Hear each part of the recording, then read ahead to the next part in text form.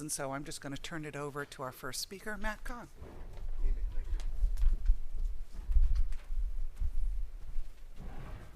Folks, good morning. And I bring good news. I am not going to give an econometric paper. Hey, thank you and good night. Folks, over 40 years ago, two Nobel laureates, Bill Nordhaus and Jim Tobin, wrote a paper, Is Growth Obsolete? And in this paper, they talked about that is GDP a sufficient statistic for our quality of life? And they argued no, that there's factors like pollution and congestion, and that we should factor in these disamenities when judging whether life is getting better. I was a Sherwin Rosen and Gary Becker student at the University of Chicago, and these great scholars were thinking through what is quality of life? In a world where we don't have a time machine, how do we know? If we had a market for time machines, we could do... Thank you. We could do very well measuring progress and quality of life. If we had a market for passports, we could rank nations with respect to quality of life. Folks, in a world of incomplete markets where we don't have a time machine, I'm waiting for Elon Musk to raise his game. In a world where we sort of have markets for passports, but I don't know the prices. Yeah, tough room. How do we go about ranking quality of life? Is life getting better? In the early 1990s, was working on this literature as from a University of Chicago perspective, that I see where you move to, and by revealed preference, that reveals who you are. I'm going to come back as an older, more seasoned man, a better man, but a declining man, with some new insights on an old literature. Folks, non-market local public goods. I'm an urban economist. Robert Lucas, a long time ago, explained to me that I'm not a macroeconomist. I posed to Professor Lucas an idea related to his work, and he told me, don't work on that. And I, from that point on, became a microeconomist. And there are non-market local public goods that improve our quality of life. San Francisco's mild climate, good public schools, clean air, clean water, safe streets. These are inputs in a Beckerian household production function of creating safety and comfort. Bullet point number 2, at any point in time, cities differ with respect to their attributes along these dimensions, and neighborhoods vary along these dimensions. Folks, the third bullet point is one of the key points I want to raise, and if you follow this third point, you can then check your email. This is a free country. When, as a Sherwin Rosen student, I was approaching this, that each young adult chooses a location based on her preferences, and that's that. But as Raj Chetty's important work highlights, there's this bundling. When a parent chooses a neighborhood with young children, you're simultaneously making a consumption decision for yourself and an investment decision in your children. Bottom bullet point, early quality of life exposure is a key investment in children's futures. And this is going to be one of my big themes in this big think piece. Folks, the logic of urban quality of life. The compensating differentials model, which all the microeconomists in the room know, is that higher quality products sell for a higher price. A Mercedes is more expensive than some Volvo car, and San Francisco is more expensive than Baltimore. The folks who choose to be in San Francisco versus Baltimore, who could have afforded both products, by revealed preference, are indicating something about the relative utilities of these two differentiated products. Urban economists use spatial variation in wages and rents to infer how much people are willing to pay for non-market goods such as clean air and street safety. Building on the work of Zvi Griliches and Sherwin Rosen, we estimate these reduced form implicit hedonic prices. And I could write out the regression. I've got a chalkboard here. And we'll talk about this. I'm going to do some hand-waving stuff. So here we go. The key intuition about urban quality of life rankings. Folks, suppose you have data for every neighborhood and every city in the United States on its wages that Matt would earn, the taxes that I would face, and the rents that I would pay to live in such a place. Imagine a place where Matt would be offered a low salary, would face high taxes, and would face high rents for living there. If Matt chooses to live in this place with low wages, high taxes, and high rents, i.e. very little pizza for me to consume, if I choose as a free man to live there, it must be a kick-ass place, if I can use some technical economics language. Folks, do you see the revealed preference measured in slices of pizza, measured in terms of the opportunity cost? Pizza, the composite commodity. If I sacrifice a lot of pizza to be there, it must be great. Folks, there's been a challenge in the empirical literature. It's easy to get Zillow data. Zillow is happy to share all this real estate data with you. A weakness in this literature, and I was guilty of this also, is the following Heckman selection issue. I know the earnings that I'm being paid right now at Johns Hopkins. I don't know what the University of Kansas would pay me to join their faculty. In cities that I've never lived in, if I don't know what I would be paid there, and if the econometrician doesn't know what the economic agent would be paid to live there, we face issues of doing revealed preference if I can't impute your earnings in places you've never lived in. And so a weakness in this literature where I've been an active participant is to completely punt on self-selection. So let me say this again, since folks are starting to check their cell phones. Think of the superstar economists in New York right now, Jeff Sachs, Don Davis, Paul Krugman. Can we infer what their earnings would be in Mississippi from the set of people there? Implicit in this literature is you can just average over the same subsets of people, and that sketches out the budget constraint. Folks, this is B+ stuff.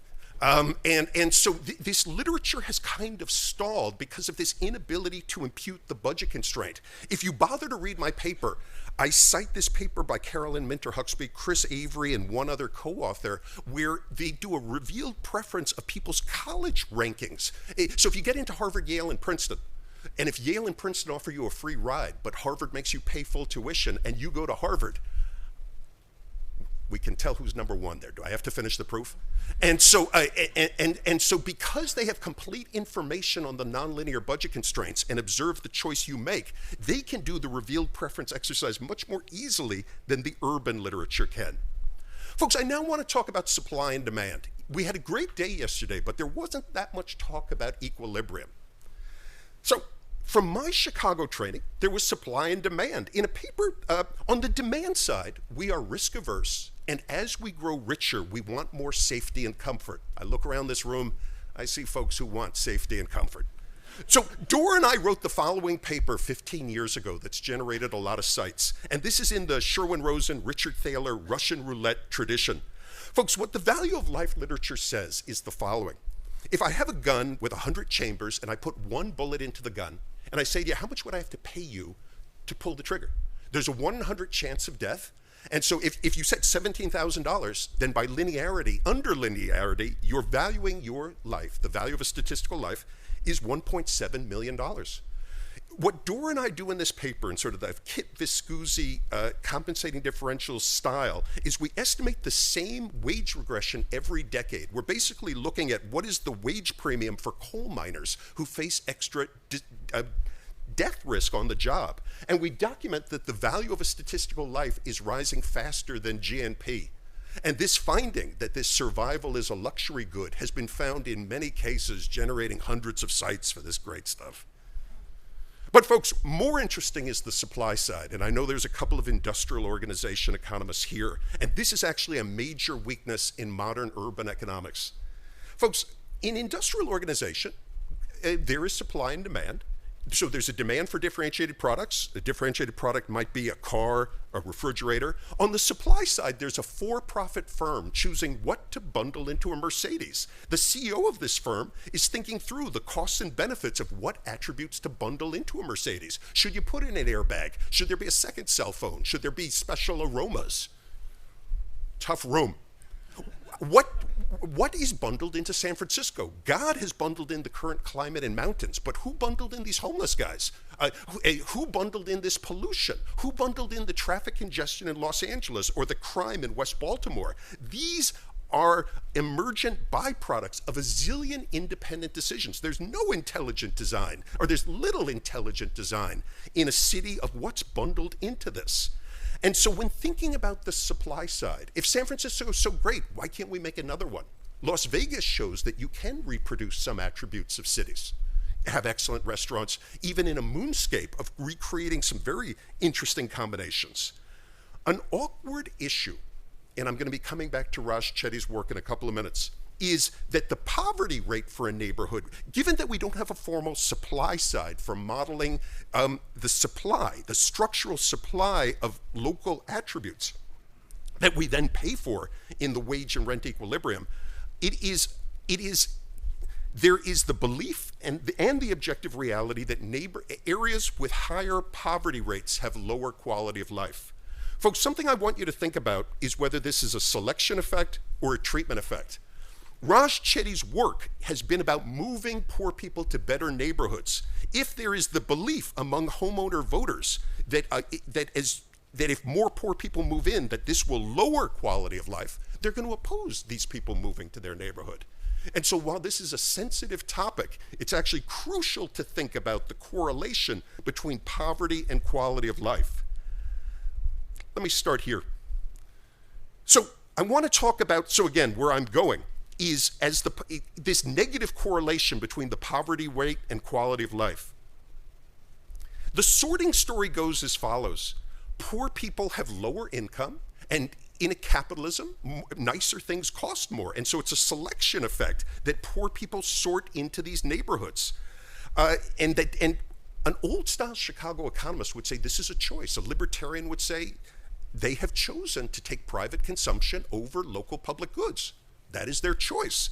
Chris Timmons and others have been doing work on discrimination, that certain groups face constraints on their choice set that go beyond income, and that certain groups might be systematically sorting into low quality of life areas because of racial steering. In that case, projects like Raj Chetty is doing in Seattle with his co-authors of using concierge services to steer renters with vouchers to better neighborhoods can help to overcome this. Folks, in a paper that you haven't read by Denise DePasquale and me, how many of you have read this? Illiterates. Oh, Amy. Not in a while. All right. What Denise and I did was the following. And Real Estate Economics, top 5 journal in my mind. Tough room. We look at white, black, in Los Angeles. We partition Los Angeles using 1990 census data into 58 PUMAs. Those are our neighborhoods, and these are big neighborhoods, but there's 58 of them. Controlling for household income and demographics, we ask, holding income constant, do whites, blacks, and Hispanics move into similarly high-quality neighborhoods? And blacks and Hispanics, relative to whites, are moving to areas with higher crime, worse air pollution, worse schools. And so there's this clear gap, even controlling for income between races in investing in quality of life. And going back to my first slide, this has implications for their children growing up in this environment. We, in a conference on geographic divide, have to talk about, are we libertarians and this is just a choice they made? Or is this a constrained choice where perhaps that's not Pareto optimal? I want to come back, I think I want to do it like this. I'll double back. I don't have a slide on the following.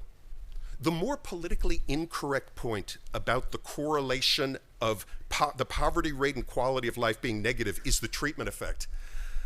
As I talk about in my paper, if poor people move to a neighborhood, when could that lower quality of life? There are concerns that crime rises when more poor people move in.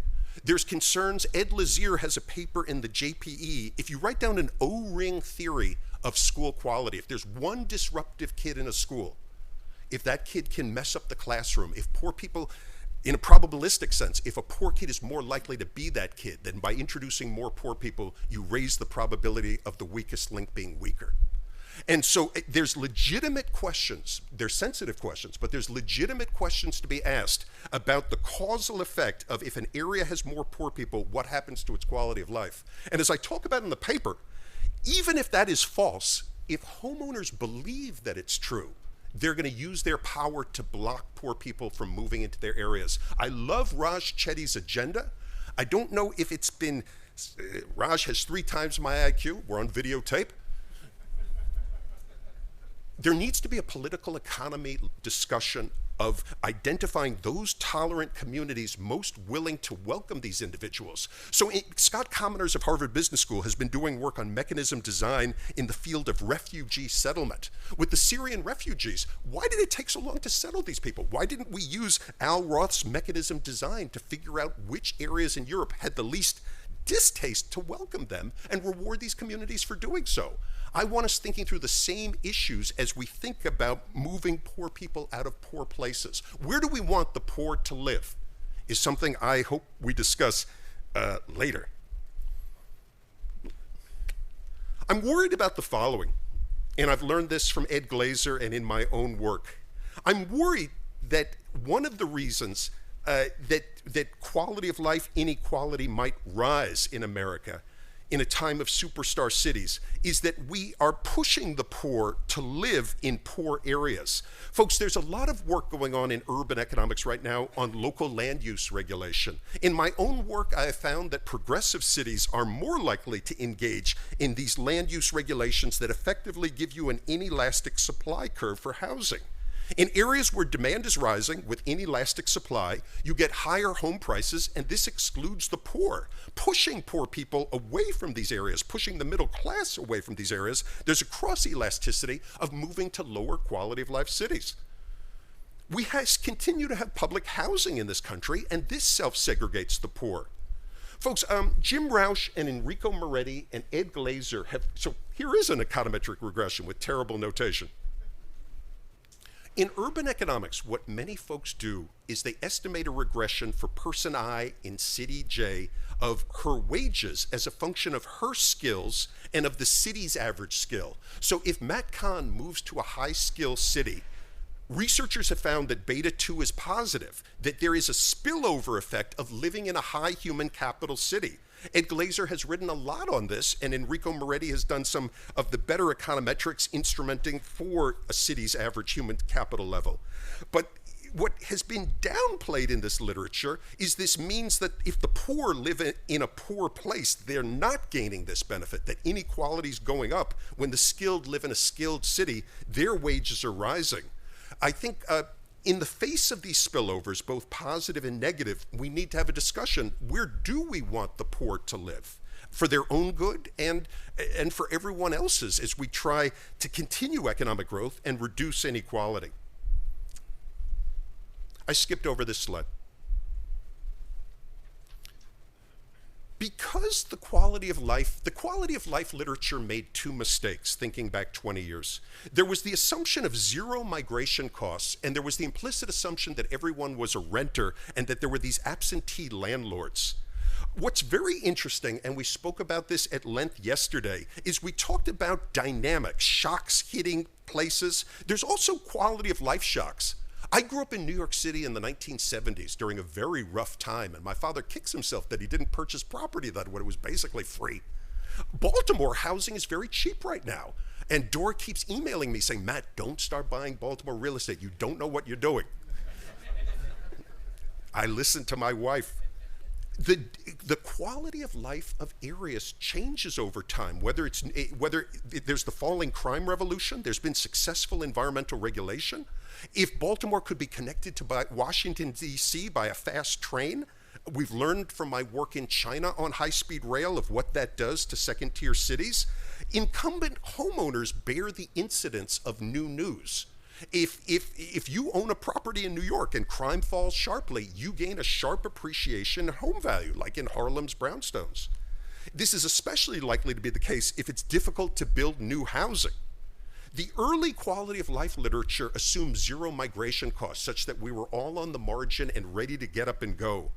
In truth, we all plant roots as we age. And so we were talking about it yesterday several times of people making place-based bets with where their social networks are, where their mother is. And we make place-based bets such that we become more and more insensitive. We're making a bet that the city we live in will continue to be great, and we can't hedge that bet of what assets you can buy to hedge that risk you face locally. And so that interests me very much, and Sherwin Rosen and I never discussed this issue of how you diversify this risk. So I started my talk talking about Bill Nordhaus and Jim Tobin's work on Is Growth Obsolete? And 47 years ago, they were well aware that there's more to life than GNP.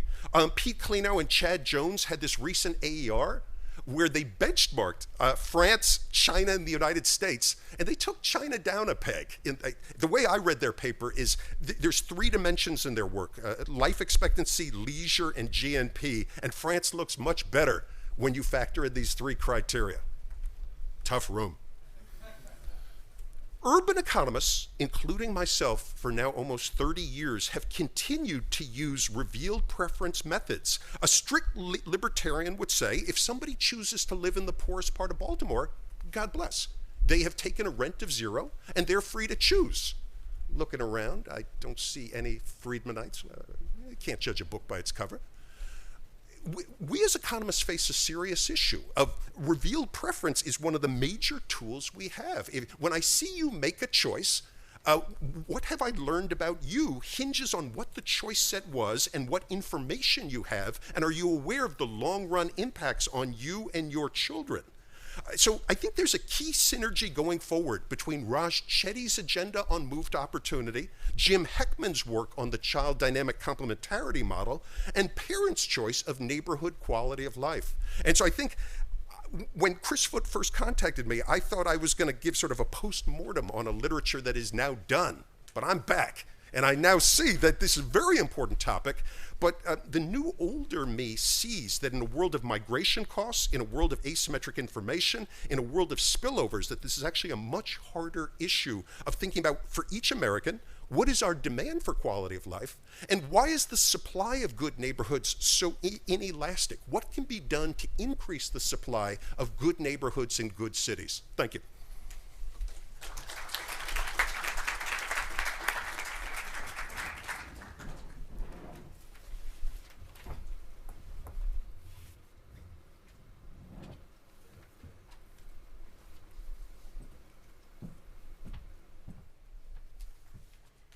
Okay, well, that's going to be a tough act to follow at 9:20 in the morning on a Saturday.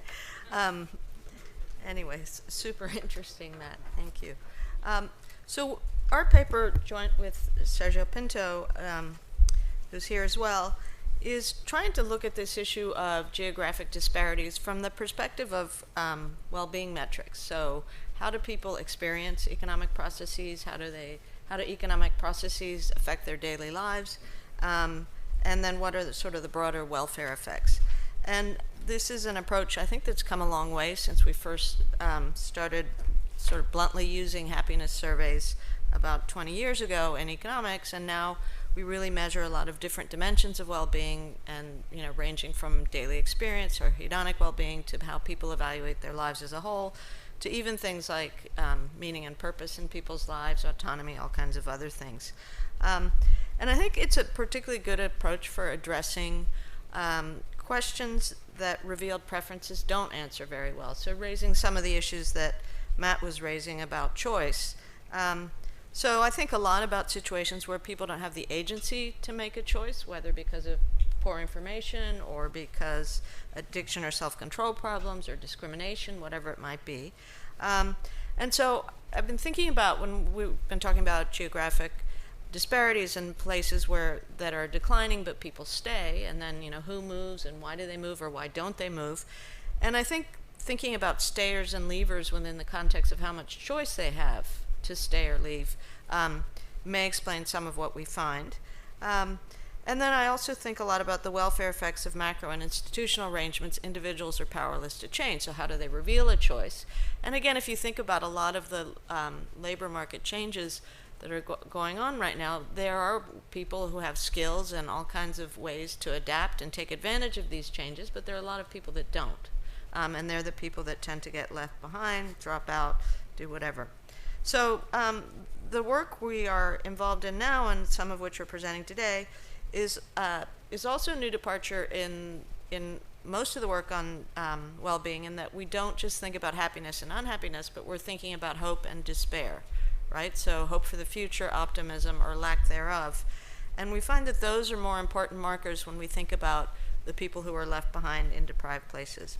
And the other thing we're trying to do, which is a difficult thing, so it's by definition imperfect, is to think about things about place that also affect well-being. And so they're difficult to observe and difficult to measure, but somehow they matter. And a lot of the conversation yesterday dwelled on why is it that people want to be in rural places, and it was all about things like community or non-income amenities that make a place a nice place to be. But I think that what we're really trying to understand better is this whole role of community and why that makes some places better for some people than others. So just very quickly, I think about it, sort of the problem and the puzzles. Our standard indicators tell this great story, right? Booming stock market, record low levels of unemployment, low inflation, relatively high growth, and yet, as the point of this conference, there's a lot of disparity. So we think about 15 to 20% of prime-age males out of the labor force, and significant sectors of society dying prematurely from the deaths of despair that have been the topic of a lot of discussion. And something is not quite right. And then if you just look at the U.S. compared to other countries of comparable income levels, our average life satisfaction have dropped about 10 points. We're now, I think, 17 or 18 in the World Happiness Report rankings. I don't put too much stock into these country-level rankings, but I think a significant drop over 10 years suggests something going on. And we tend to have higher levels of inequality of well-being compared to other countries of comparable income levels. And then Americans report more pain on a daily basis than people in 30 countries of comparable and lower levels of income. That's a puzzle. Why? Why do Americans have more pain than people in much poorer countries? And then one of the things that really stands out in our findings is that desperation and lack of hope, and then the associated trends in premature mortality, are concentrated among less than college-educated whites, right? There are some upticks in deaths in minorities, but they tend to not be the same kind of deaths. And what we see is that poor minorities remain very optimistic about the future, in very strong contrast to poor whites. And then something that has been the subject of the whole conference is that there's a lot of geographic dispersion.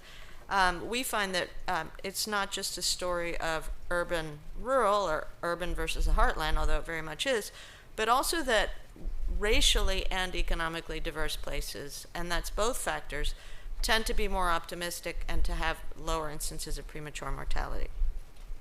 So what we did in some earlier work is we matched our trends in well-being and ill-being, so lack of worry, hope, reported pain, other markers, but these really stood out, with those on the deaths of despair at the level of individuals and places. So we had the county level mortality rate, and we could look at where, if people lived in certain kinds of counties, which included racial composition and everything else, whether they were more or less likely to be in the deaths of despair category.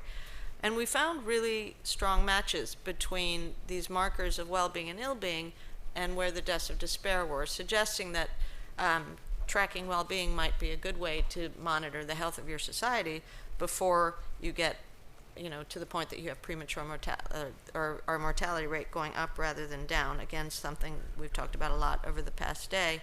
The other thing that we find, and this was the first finding that surprised us, was how much more optimistic poor minorities were than poor whites. And this is before even the deaths of despair. We found that the poor blacks, this is only poor groups, and the left out group here is poor whites, but we found that poor blacks were almost an entire standard deviation higher on, this is a future life satisfaction question, which is very much a proxy for raw optimism, much more optimistic than poor whites. Hispanics were also more optimistic, but the gap wasn't as big. And then if you look at reported stress, you get the opposite pattern. So poor blacks were much less likely to report stress the previous day, and Hispanics also a little bit less likely than poor whites. And we know, objectively speaking, that poor blacks and poor Hispanics face more objective disadvantages most days. So it's not that they have less objective stress, but they must be more resilient to it. So we've been trying to explore this finding, and not surprisingly, it links to their lack of representation in the deaths of despair category. And then we've also tried to look at broader geographic patterns and how they reflect our well-being metrics. And this is a very imperfect art, but it's suggestive anyway. And what we did in this work is we controlled for, this is state level because it's the only way we have enough observations. This is based on Gallup data. But we controlled for everything we could control for age, race, gender, marital status, education, everything except income, and found the places where minorities were the most optimistic and where whites were more optimistic. And if you look at the minorities graph, which is on the right, darker green is more optimistic. And there's somewhat of a puzzle in these maps, because the most optimistic places for minorities are the southeastern cluster of states, which we know have terrible objective indicators, poor health, lots of poverty, all kinds of racism, lots of problems, and yet there's this huge sort of residual optimism effect. And the other place that's very dark green are the southwestern cluster of states. But if you think about these places, there's a concentration in the former of African American culture, music, churches. There's something else. If you think we're controlling for objective indicators, there's something else about that concentration of community that seems to have a positive effect for well-being or optimism. And the same goes for the concentration of Hispanics in the Southwest. So we're trying to understand place better. It's not necessarily easy, but we're still trying to figure out more about it. And a lot of what we'll report now is suggestive anyway. So Shannon Monat, who Laszlo mentioned yesterday, finds that counties, in addition to what we're talking about, that counties with higher levels of poverty, obesity, deaths due to drug, alcohol, and suicide, reliance on disability, and percent of non-Hispanic whites, this is a recurring pattern, are also the same places with high levels of Trump voting. And some of the things that we've found is that places, and others have also found, colleagues of ours, that if you look at counties that with high levels of switching, so voting for Trump in places that had been moderately Republican before, they had drops in life satisfaction, and more importantly, drops in optimism in the 5 years before the election. So that, this is kind of trying to introduce desperation back into this story. And the last point is some newer work we've been doing coming out in GBO on based on PSID data, overtime data, and we find that respondents born between 1935 and 1945 who reported to be optimistic in their 20s are much more likely to be alive in 2015 than the non-optimists. The other trend that's really interesting is, because we have this many years of data, is that blacks and women increased their reported optimism in the 1970s. Women weren't increasing reported happiness, as Betsy can tell you, but optimism did go up at the same time. And these are the times that civil rights and gender rights changed. And the one group that experienced decreases in optimism beginning in the late 70s were less than college-educated white males. So this corresponds with the decline of manufacturing. So these are longer-term trends. They're not, I think, as recent as we think, although they're manifesting themselves more now, or more extremely now. And then the last thing is we've also been doing some pilot surveys that should suggest links between hope and investments in the future in deprived communities. So hope seems to matter. It's a fuzzy concept. It's not easy to just quantify in economic terms, but we are trying. So what we explored in this paper is we dug a bit deeper on particular cohorts. We were thinking about kind of cohorts and places that go together. So the first was out of the labor force population with a focus on men. The second was on mobility, and here we're thinking about intergenerational and geographic mobility, and then differences across rural, micropolitan, and metropolitan counties, all from the perspective of well-being. How am I doing on time? Great, thank you. And then the other thing we added in are some new indicators in the Gallup data on how people assess their financial well-being, their social well-being, and these are all split into sub-indicators: purpose and community level well-being, and then quite significant information on objective and selective and self-reported health, and these range from just how satisfied you are with your health to distinct, have you been diagnosed with X, Y, and Z. So they're a mix of objective and subjective health, not in the same indices. And if you want detail on the indices, these are all in the appendix of our paper. And then finally, an issue that this work relates to, although we don't know that much about it, a lot of good information came out yesterday, is the explanations for the lower levels of geographic mobility in the U.S. today versus a few decades ago. But I think our findings reflect this reduced mobility. And this is very much work in progress. So our data is the Gallup Healthways, which is a cross-sectional, it's nationally representative survey that's collected on a daily basis. So we have a lot of observations for adults in the U.S. We use 2010 to 2016 data. The later years have some changes in method that we still have to adapt for. And then we use well-being, obviously, as the key outcome variable, and then have all this standard socioeconomic and demographic data. And then in some specifications, we're adding in county-level data, so intergenerational, both relative and absolute, from the Raj Chetty data, the share of people living in their parents' home per county, the share of people living in their childhood census tract per county, and then other things like teenage birth rate. We also add in the mortality rate for 35 to 64-year-olds following the Case-Deaton classification from the CDC, and then a whole bunch of other county-level controls. So the first thing we looked at was prime-age males out of the labor force, or out of the labor force population with a focus on males. And what we found, without going into all the details of the equations, the first specification, we looked at just different labor force categories, and we found that, so we compare, we were looking at unemployed, out of the labor force, self-employed, employed part-time, once full-time, part-time, so forth. And then we focused on just prime-age populations, and we looked specifically across gender and labor market status. And then finally, we looked only at prime-age males, and we looked across race.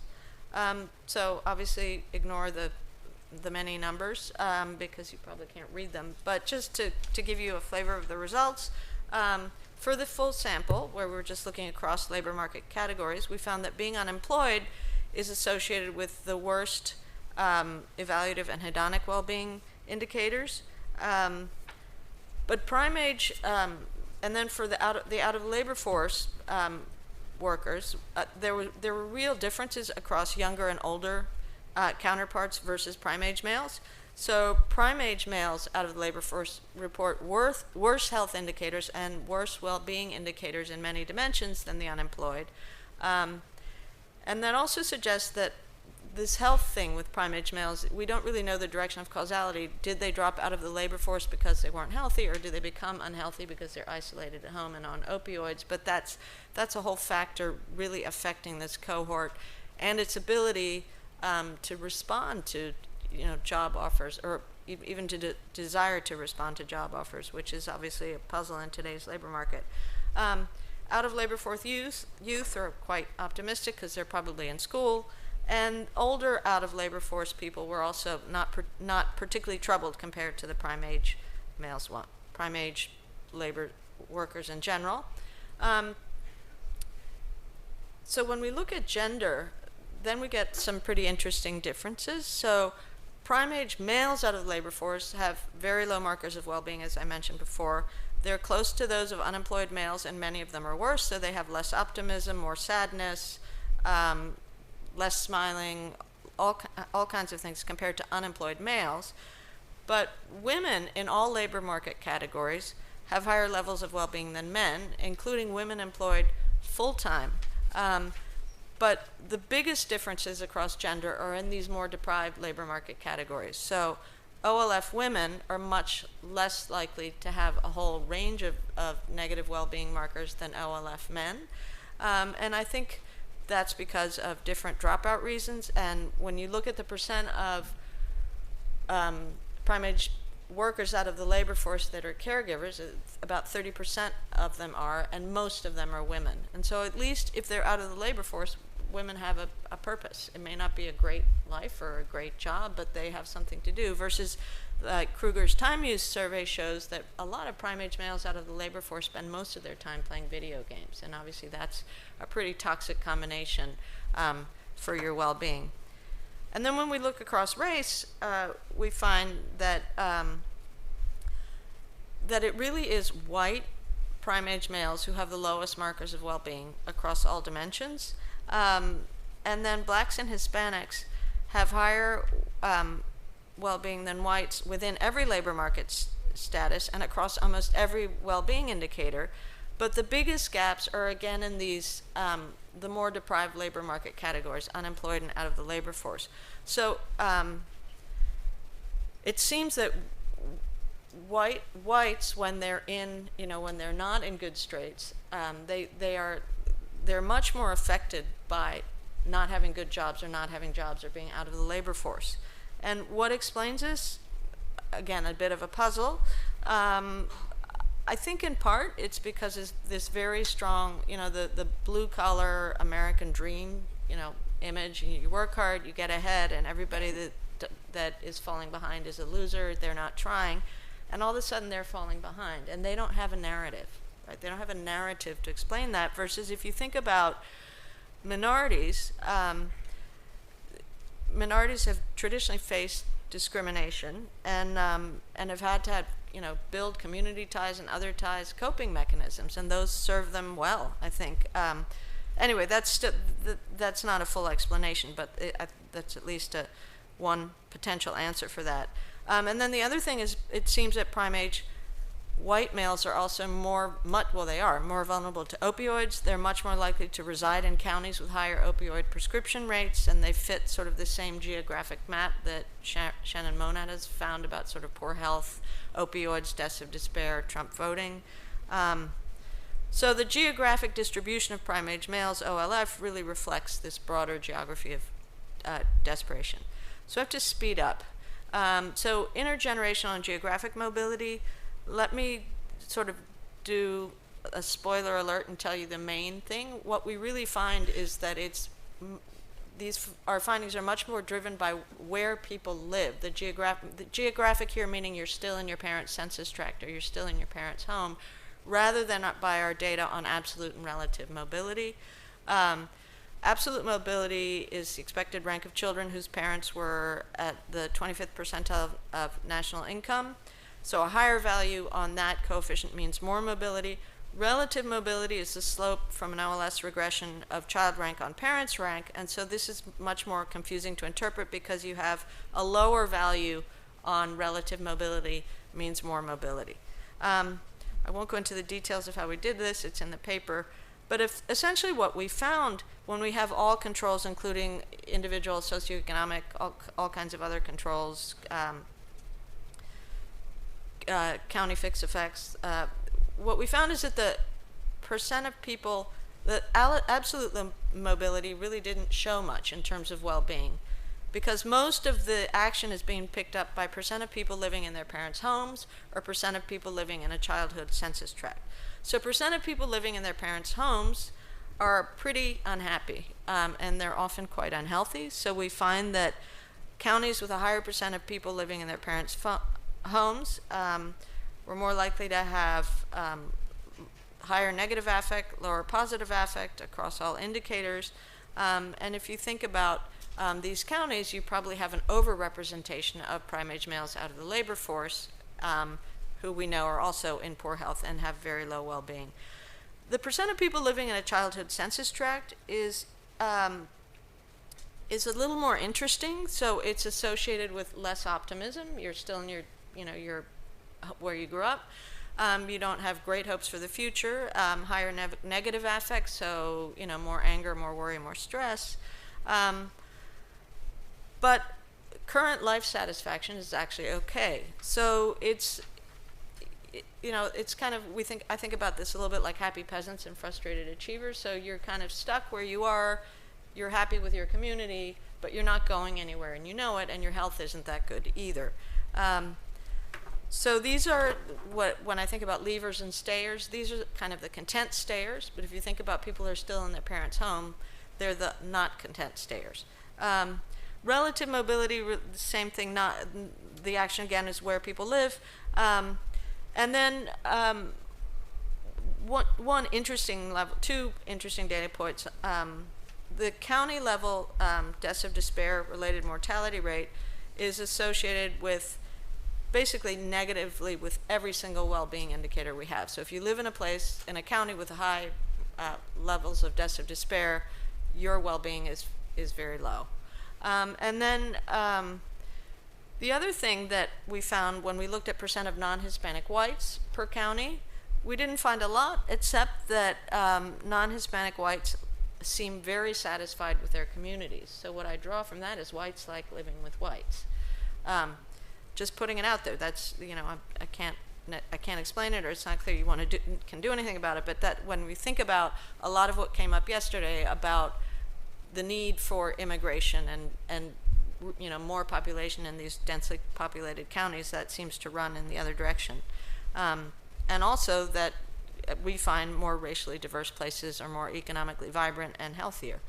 The last thing, and I will go through this quickly, we started with some work that Oswald and Wu did on the US a few years ago, in which they were trying to look at how state level well-being was correlated or uncorrelated with state GDP, and they found that with no income controls that you got no correlation at all, but when you controlled for income and sociodemographic traits, state level well-being is actually negatively correlated with state GDP. And this again resonates with some of the discussion we had about some of these rural places having a lot of amenities and other things that people care about, like community well-being. So we looked at 6 county types, MSAs with more than 1 million people, MSAs with between 250,000 and 1 million people, MSAs with less than 250, micropolitan statistical areas, rural counties adjacent to MSAs, which are the rural places that are in yesterday's discussion seem to be the ones that are more likely to thrive, and then rural counties not adjacent to MSAs. And what we found is basically that when we control for sort of the basic controls, age, race, gender, month, state of residence, etc., we found that well-being literally just goes up monotonically as you go from smaller to bigger areas. So the bigger areas display higher markers of well-being, except for community level indicators, where again you get this more rural satisfaction with community. When we control for income, things flip a little bit, and then we find, when we have all controls in, that rural communities do much better in terms of well-being than they did before, except for one significant marker, and that's optimism for the future, right? So metro areas are much more likely, people are much more likely to be optimistic about the future. People are also more stressed, which may reflect higher expectations. So I'm out of time. I think, you know, I'm not going to review what I just said because I'll go over, but the conclusions are what I said summarized, so I'll stop there. Thank you. Our discussant is Betsy Stevenson.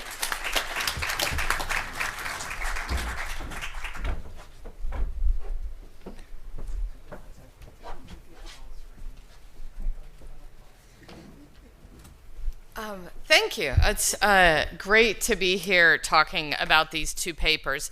You know, when I was asked to be a discussion for a session where we were going to start with a paper that used revealed preference and then turn to subjective well-being data, I was pretty excited because when I teach my students about subjective well-being data, I always start by explaining the difference between revealed preference data and subjective well-being data.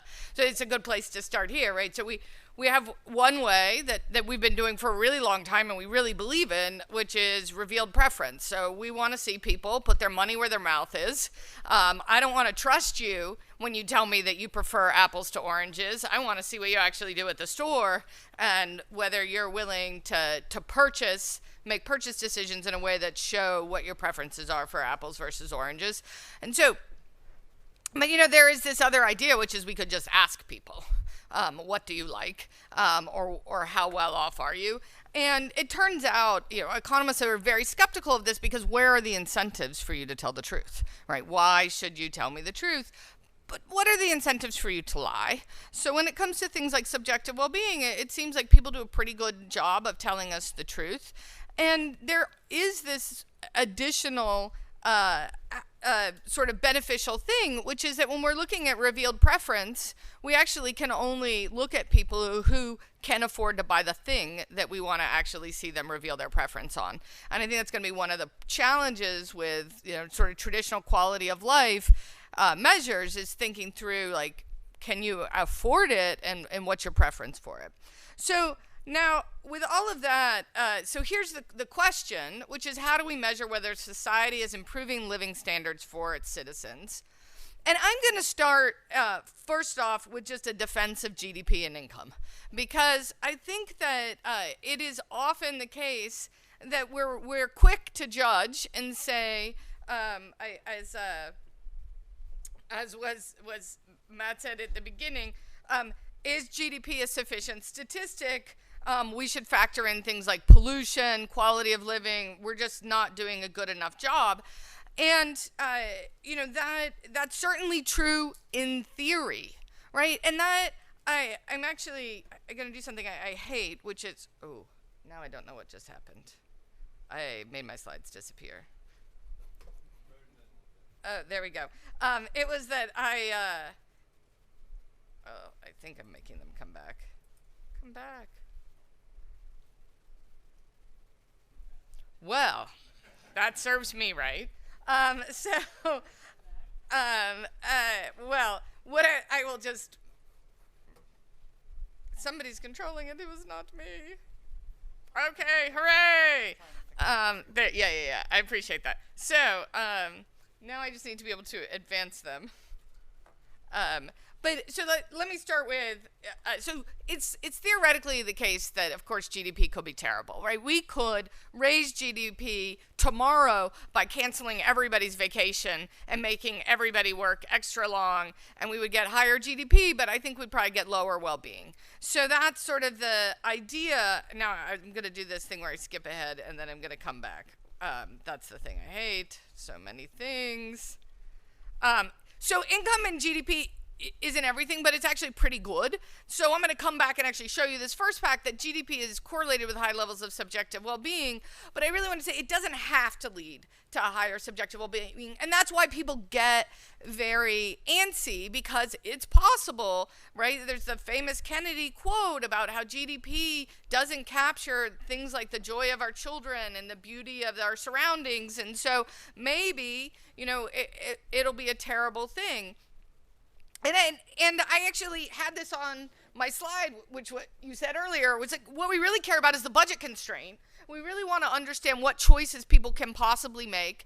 And when it comes to GDP, we don't really care. I always tell my students, don't look at my research and think that you should take the job that offers you the highest pay. That's not what I mean when I say that people's well-being increases with their income.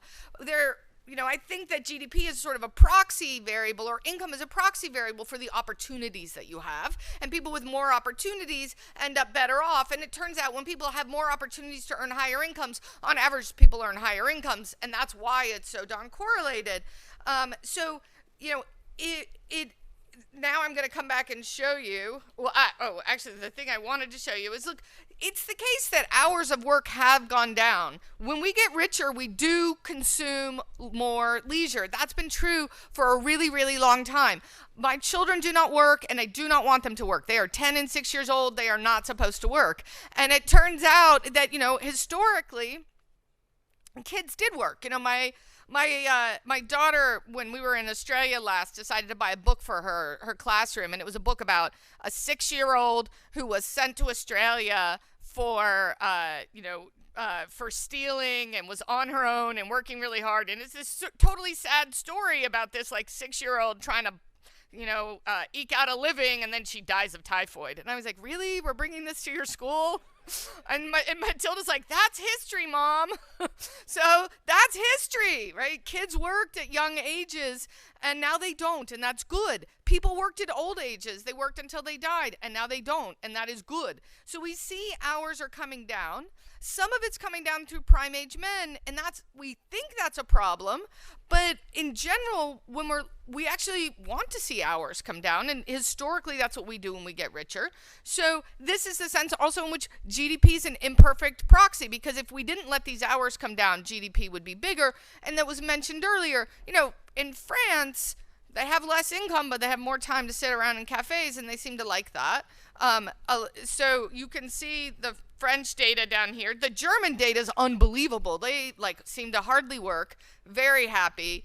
So you can see that there's something else that's going on. So now let's come back, and I'm going to make this defense of GDP by showing you the data, which is if we take life evaluation, which is the subjective measure most studied by economists, it is highly correlated with income and within a country with individual income, and it's highly correlated with GDP across countries. And that high correlation is around 80%. So it's very correlated. And what we see is richer people have greater life satisfaction than poorer people within a country, between countries. Richer countries have people with greater average life satisfaction. And on average, economic development leads to increases in life satisfaction. So here you can see there's a tight fit both between and across countries. The black arrows shows you the relationship between life satisfaction and real GDP per capita within a country, and you can see that relationship looks very similar to what we see across countries, which is what we see in the red line, and it's a really tight relationship. That's a great fit. So what if we want to look at just the United States, because we're focusing here in the US? You can see that the top 10% of the income distribution, very, very few of them report being not too happy. 2% say they're not too happy compared to 53% who say they're very happy. If we look at the bottom 10% of the income distribution, you get a lot more people in the not too happy category, 26%. So it's just very clear when you look within the United States that the rich are enjoying much higher levels of subjective well-being than the poor. And if you want to see how the U.S. compares to other countries, this is a lowest fit plot of annual household income against the satisfaction ladder. You can see the USA is the line that goes out the farthest because we are the richest. But what you can see are beautiful, beautiful examples of diminishing marginal utility, right? So we keep getting happier as we get additional dollars, but each additional dollar buys us just a little tiny bit less utility. And so a lot of people misinterpreted this as saying like money doesn't keep buying us happiness, but that's just because they couldn't see the beautiful, beautiful diminishing marginal utility. So let's help them by taking the log of those lines, and then you can see the beautiful diminishing marginal utility because they don't flatten out anymore. And the US looks very similar to these other 25 largest countries with a slope of about 0.35. So we see that there is just this very tight relationship between subjective well-being and income. And then here you can see that graph again. So I think that there's a lot to be said for looking at income. And I have to say, Carol, I'm super confused about actually what it means to look at state GDP and state income, because GDP measures total income, measures everything that's produced. Those things are supposed to be equal. So I think putting them both in a regression is getting at measurement problems with measuring state GDP and state income, because they should equal each other. So we think that this thing is doing a pretty good job, but it's not gonna necessarily do everything. So I want to turn to some of the things it's not going to do. But first, I want to just make a couple more comments on revealed preference, which is just to remember that when we look at these sort of quality of life measures through revealed preference, we're looking at an equilibrium situation, which means that a person on the margin should sort of be indifferent between the traffic they get in San Francisco and the high prices in San Francisco and the wages in San Francisco and moving somewhere else. And so it's the person on the margin isn't having a higher quality of life being there, right? They should be like right at that point where they're indifferent. And then I guess the question is, how many people are on the margin, or is there like, a bunch of people who, have these strong preferences for the amenities and are getting a ton of surplus. But remember, the willingness to pay is a function of both preferences and income. And so those with lower incomes live in lower quality of life areas because quality of life is a normal good and people buy more of it with more income. Now, I think you raised a bunch of good questions about, well, maybe that's not the only thing that's going on. Maybe they're steered into lower quality of life places, or maybe there's informational problems. And so I do think we should ask some questions about whether people know what they're getting into in terms of quality of life. But if you take a look at revealed preference meets subjective well-being, this is life satisfaction by county, and you can see that it doesn't look like the darkest areas with the highest subjective well-being are not the places where we would get the quality of life measures showing us that people are willing to pay a lot for housing, right? You don't see, we don't, people naturally would think of like California as having a lot of these dark areas, but instead we're seeing a lot of them here in the middle. But I think, again, that's just not that surprising if we think that people are optimizing, and what we're seeing is what happens in equilibrium. So I want to come to this idea that it can be hard to disentangle the relationship between well-being and GDP from other measures of living standards because GDP is so correlated with other things. And so let's take a look at these other things, some of these things that Carol was talking about, and then let's see how much income is actually a sufficient statistic or not a sufficient statistic. So the OECD recommends 4 categories of questions on subjective well-being. Life evaluation, I've already shown you that. Affect, so that's like sort of how you're experiencing your day.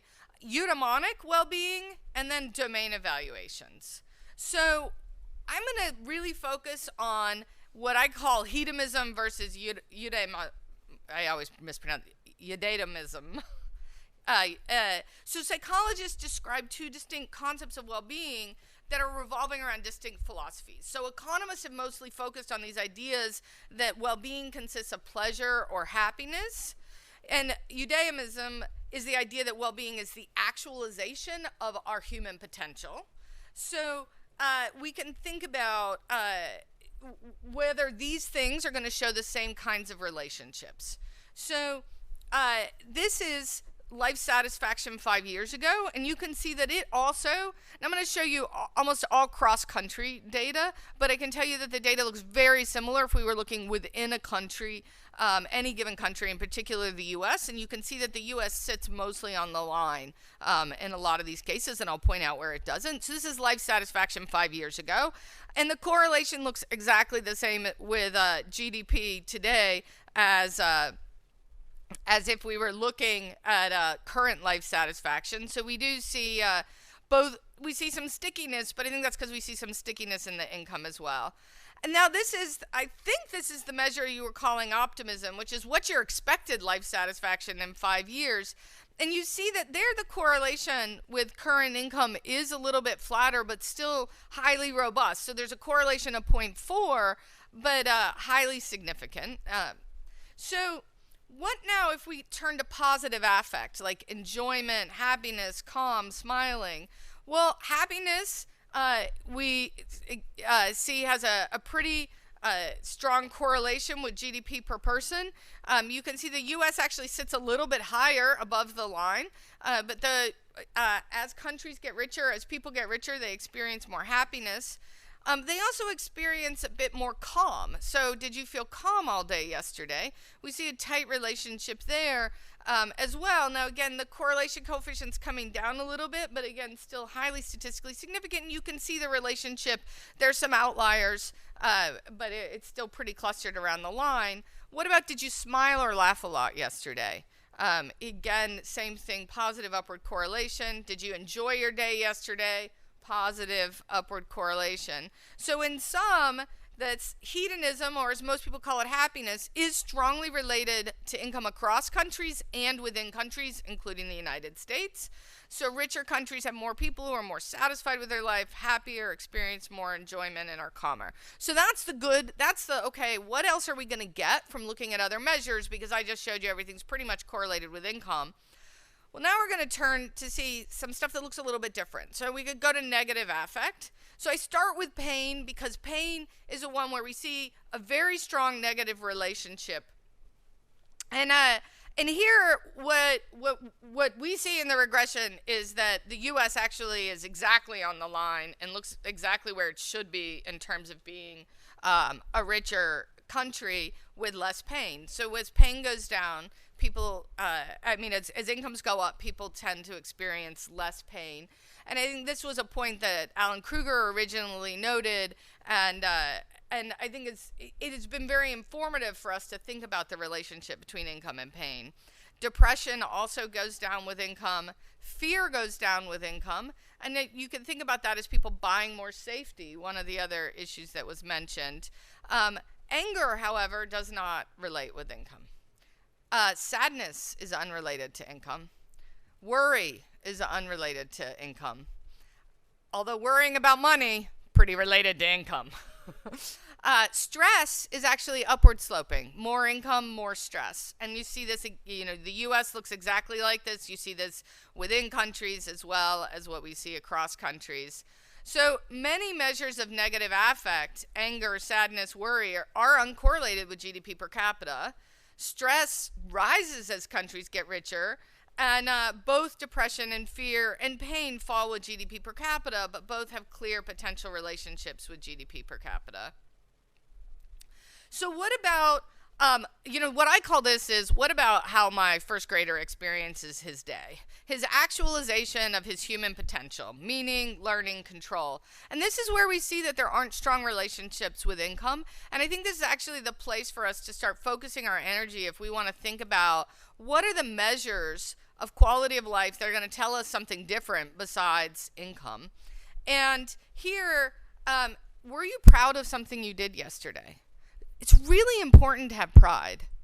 Psychologists tell us it makes us feel good about ourselves. We want to feel proud of something we did, and there's just no correlation with income. Were you bored? Surprisingly, no correlation with income. Did you feel active and productive? So now we see some relationship with income, and it is positive upward sloping. As people get richer, they are able to feel more active and productive. They're able to like what they do each day a bit more. Did you learn or do something interesting yesterday? It's a weaker relationship, but maybe there's something there, but that's not a great piece stat. Were you able to choose how you spent your time all day? Again, not that strongly related. So we have this much clearer relationship between well-being and income across countries when one focuses on the hedonic measure of well-being, a much less clear relationship between well-being and income across countries when you focus on the eudaimonic measures. And is this because these measures do a worse job at capturing a consistent concept across countries or across people? Or is it because the ways to improve these forms of well-being are less related to the resources that one has? And I think those are the kinds of questions we should be asking. So in conclusion, I think that this is sort of a pathetic conclusion, but if you want to know about the disparities across the United States, I think we got to start by just looking at income inequality and seeing what's going on there, because that's actually going to tell us a lot. If we want successful alternative measures, it's useful to look at what is not correlated with income. And I think we should be thinking about whether it's declining work or wage stagnation that's actually causing the divisions. And I'll end by saying there's a really nice piece in the New York Times, I think the magazine this weekend, about a town in Arkansas where the residents really want fewer government services, and they really don't like the government. And it's not federal government over there giving money to immigrants or people who aren't them. They're pissed about the library. And I really I spend a lot of time thinking about this article because the library is a really important part of my life. Again, I have kids, but the library is a nice space. You know, there's computers there, there's a quiet space there. You can leave your kids in the room and they read. And it's a community space. We go for events. It's a really important part of my community. And then I'm reading about this town where I would think if you're lower income, it's got to be even more important to you to have this great resource of a library. And they were outraged at how much was being spent on the library. And this is a place where I just want to, the outrage was over a proposal to pay the librarian who has a master's degree $25 an hour. And they thought that was fancy pants, big city wages, and nobody had the right to earn that on their nickel in their town. And when they said, well, she has a master's degree, they were like, I learned the Dewey Decimal System in 5th grade. Why does she need more than an elementary school education? And so when we're trying to dig into these divisions, I think that they're going to be a lot harder for us to get at, because they have to do with, what people think is their notions of fairness and their notions of responsibility. And I think that's what this article explores, is that seems to be this growing mistrust that is leading people to not want to help each other out. And that not wanting to help each other out includes not wanting to chip in for communal resources. And that's one of the things I'm most concerned about. And I will tell you that I didn't bring any of this data today, but if you want to see the scariest thing about what's going on in the United States, is to look at not the decline in trust in government. That's abysmal.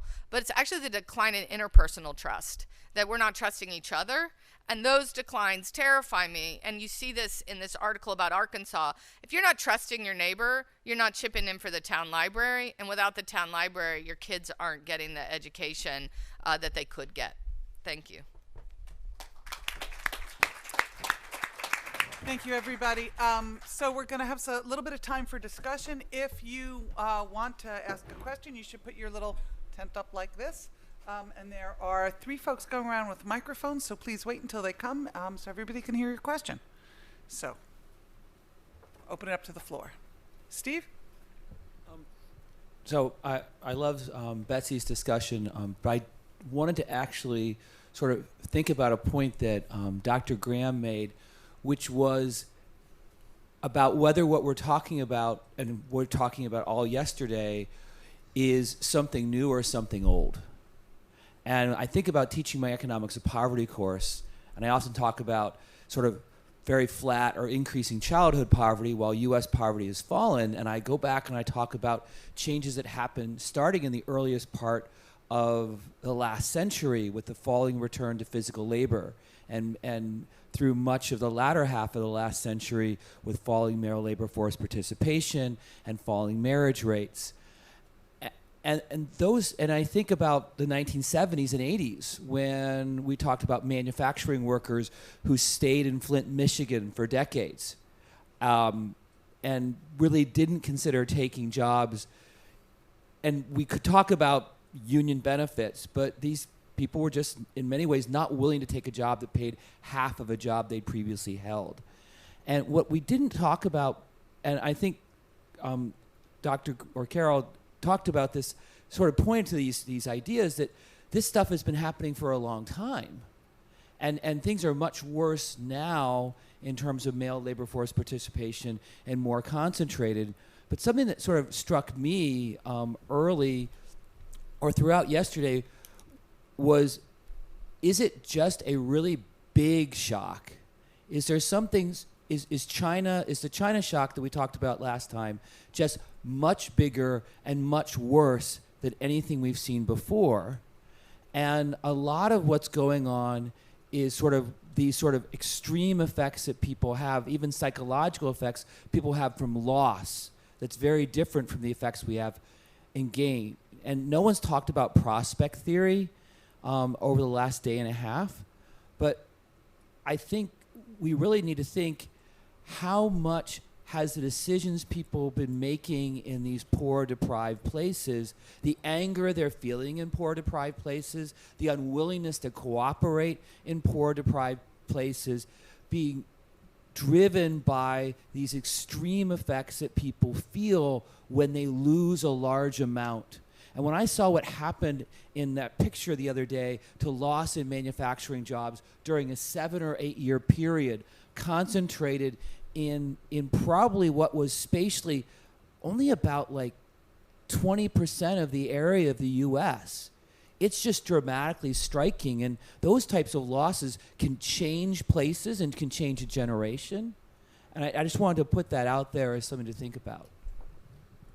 I'm not sure there was quite a question there, but does somebody want to comment? Yeah, just a comment, and it relates also to something Betsy said at the end. But what's interesting in trying to understand the puzzle of why poor minorities are so optimistic compared to poor whites, despite objective circumstances being worse, is just it's still a story of gradual upward progress. And so most minorities report they live better than their parents did, which is which is pretty accurate, versus most blue-collar whites report to live worse than their parents did. And worse may be, they may have one more car than their parents did or whatever, but they no longer have these jobs that came not only with, a stable income and some stability, but also with respect. It was sort of the respect and dignity that came from having, and life was kind of the stable family and the stable workplace, and both of those things are gone for a lot of people. Andrew Cherlin at Hopkins, a brilliant sociologist, has done work showing that people who report to live worse than their parents are less likely to trust others, their communities, they're less likely to trust the government, and they have much lower levels of life satisfaction. So I think you're right. I think it's a loss aversion story, but it's a loss aversion story.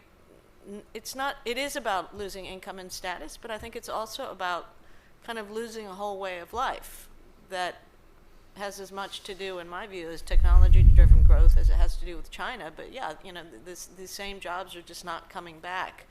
And there is a lot of literature showing that, as you mentioned, that with loss aversion, people often can get more extreme in their views. Can I just add something to that? I don't know. Does that not work? I don't think you have to turn it on. Oh, okay.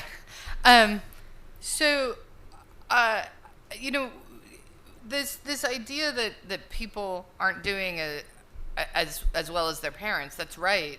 But it's really about growth, right? Growth slowdown means that we're not growing fast enough for people to be doing a lot better than their parents. So you go to that Raj Chetty data where it shows 90% of people had higher incomes than their parents. That's not because they obviously couldn't change their place in the distribution. So that's because we were growing so fast that you could even slip behind your parents in the distribution, but you didn't see it because we had that growth. And I do think that we should think a lot more about, so you put it on loss. I think a lot about how important a progress narrative is for people's lives. And I don't know how we start to try to quantify that, but I think most people get up in their day and they're like aiming for something, right? And even if it's, I'm saving because we're going on this fancy vacation, or I'm trying to achieve this thing, or I'm trying to get this promotion. And that seems to be the biggest loss, is there's no narrative of progress. We are working towards this thing, and then things will be better. And I worry that and then we see there's no progress because they don't actually their kids don't end up better off than them. And so I wonder if it's not the slipping behind loss, but the loss of a progress narrative. Don? Great session. Tying together well-being, sort of inequality in space, and revealed preference is one of the things that's in there. But also one of the key concepts, I don't know if it's the most mentioned concept in the course of the conference, but pretty high on the list, is mobility. We had a whole session on it, mobility declining. And if there is one thing that I will sort of, without success, hope that people take away from this conference, is that they stop using the term mobility, which I think sort of puts together too many things. And in particular, I think that what we're observing movement. We can see when people move or they don't move, the rate of moving has declined or it's increased. But when you put together mobility, it seems to suggest that somehow the costs of mobility have gone up, and maybe the costs of mobility, or of moving, have gone up, but maybe the incentives for moving have changed somehow. And this sort of, inability or unwillingness so far as I can see, to unpack these things, to ask, why are people not moving? Now, if it turns out that somehow the costs of moving have risen dramatically, Greyhound bus tickets used to be cheap and now they're expensive, or you didn't, you just needed the rent, you didn't need first, last, and security. Thinking concretely about what are those barriers to movement, I think is very important. Now, if it's just that the coastal cities used to be very inviting because they had cheap housing, that's not really a sort of a failure, either of revealed preference or of mobility. They can be perfectly mobile, they just don't want to move. And so I think digging in to try and understand what are, again, on some deeper level, what are the reasons that people aren't moving? And if it's that they're staying in a place because they have this incredible family network, do you really want them to move?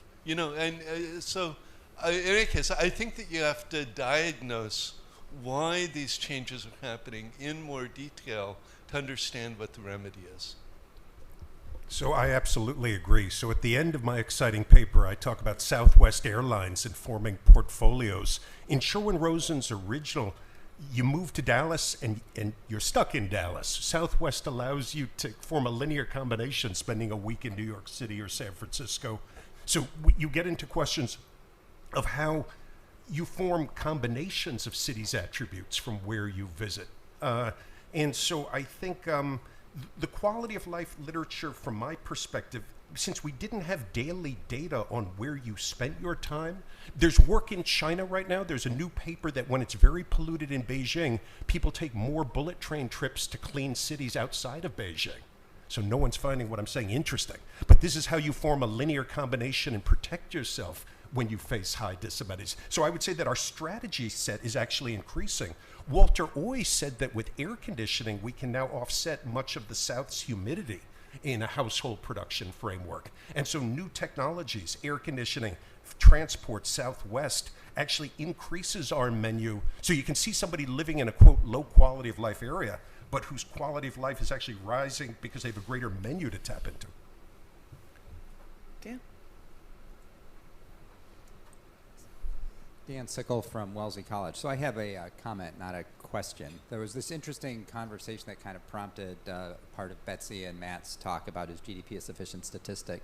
So I just wanted to highlight for people an effort that is underway at the Bureau of Economic Analysis to consider whether to create some supplemental measures to GDP that would be supplemental measures that might more get at social welfare. So for example, folding in income inequality and thinking about how might one combine GDP with a measure of income inequality to get a broader measure of social welfare, and perhaps also other factors like mortality, leisure, and so on. So I just wanted to flag for everyone that effort's underway, and if you're interested, there's going to be a session at the AEA meetings in San Diego where BEA will be talking more about that along with a panel of people commenting on some of their plans. Just wanted to put that out there for everyone. Thanks. Let me take another one over here. I work as a journalist, and a lot of political journalism for the last several years has consisted of our editors sending us out into America to ask people questions and hearing people repeat back to us things they've heard us say on national television. And so I was thinking of Carol's data about white male dissatisfaction and the University of Michigan surveys showed wild disparities between Republicans and Democrats in economic optimism. And they're growing, particularly since the last election. So the thing that I'm wondering is there any actual way, other than anecdote, to control for the information environment that somebody is in and how that affects their optimism and how that affects their economic choices?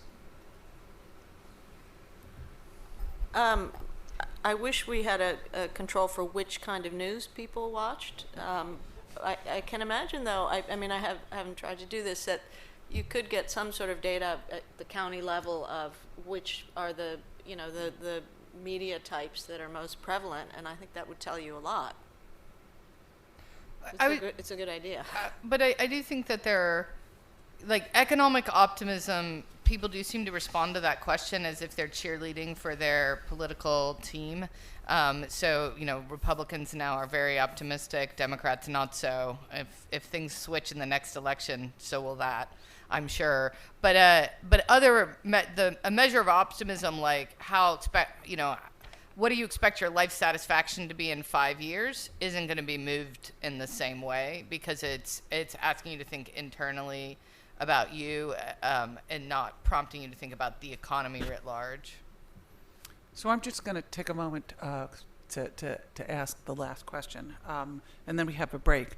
So I want to come back and ask back to the panel the question Matt posed, which is, where do we want the poor to live? As we sort of look at this, I saw I caught the side eye on public housing, which has just a terrible reputation, although I would say a lot of heterogeneity in that, and at least some of the work I'm doing suggests it's good for kids compared to their alternatives, where they would live if they didn't live in public housing. But, if you don't like public housing, given what we see, if we have a strategy, where do we want people to live? Where are we going to put the poor? So since I know that I don't know the answer to that, I'd want to use mechanism design techniques. So just as Al Roth has taught us how we match power couple doctors with residencies, I again would want to turn to mechanism design for the poor to rank areas where they want to live, and then for communities to state their willingness to take these individuals, and for there to be side payments to these communities. And so this, I think in this age, so Esther Duflo gave that the lecture of economist as plumber. I want us to be some urban plumbers here, to use such mechanisms, and to use revealed preference methods there. I know that I don't know the answer.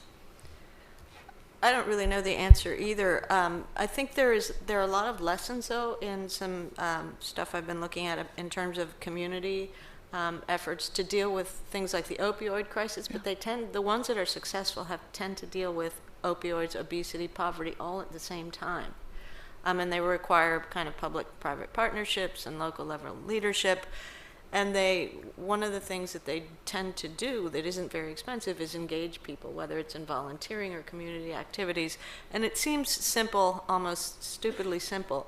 But if you're thinking about bringing communities together, and it's like the data on migrants. Most people that are anti-immigration don't know a migrant. And people that know migrants are much more likely to be pro-immigration. So it's like, if you don't know a poor person, you don't want them living near you. So that's not a great answer to your question, but it is worth noting that there are quite an increasing number of deprived communities in the U.S., both kind of rural, that kind of deprived communities, but also these things work in urban areas that have been able to turn around a bit due to these kind of simple interventions that are designed to bring communities together. Often they're designed to increase well-being, but I think they help address some of these issues of the poor being isolated from the rest. So yes, you will have the last word. I think just one thing to think about with that question is that people want to stay close to their family. As they grow up, they want to be near their parents who can help them with childcare. So they want to be close intergenerationally, physically in space.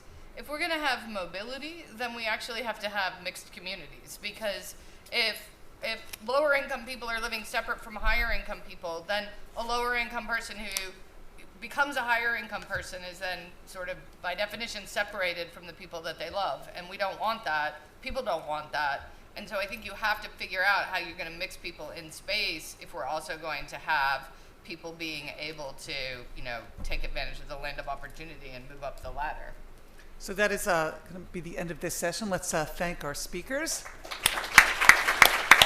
Go get coffee. You have a little bit of time. Our next session starts at 11 o'clock.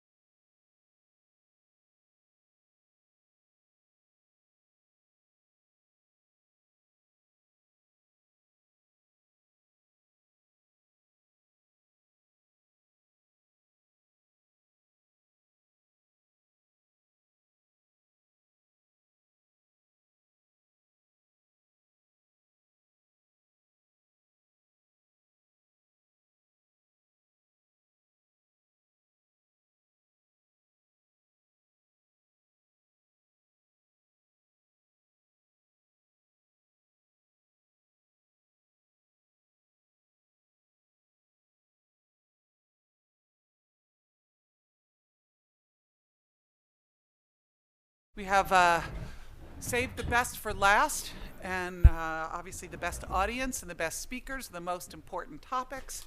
So our first speaker is Gilles Durante. Okay, thank you very much. Okay, let me start with a pet peeve of mine. Somebody will took issue yesterday with the first part of the title. I will take issue with the second part of the title, as the time for place-based policies finally arrived. And I'm like we've never done it. So somebody said that the transfers, I think it was at Glazer or Paul Krugman, that the transfers in some parts of the country represented up to 20% of local GDP. Let me give you another number. What we spend on place-based policies, according to Pat Klein and Enrico Moretti, is about 3 times what we spend on unemployment insurance in normal times, not in particularly good times, like now when employment is very low, nor in particularly bad times, but 3 times UI. So it's actually very, very large. Let me give you, so I'm an urban economist and I'm here to help, but I'm not here to bring good news.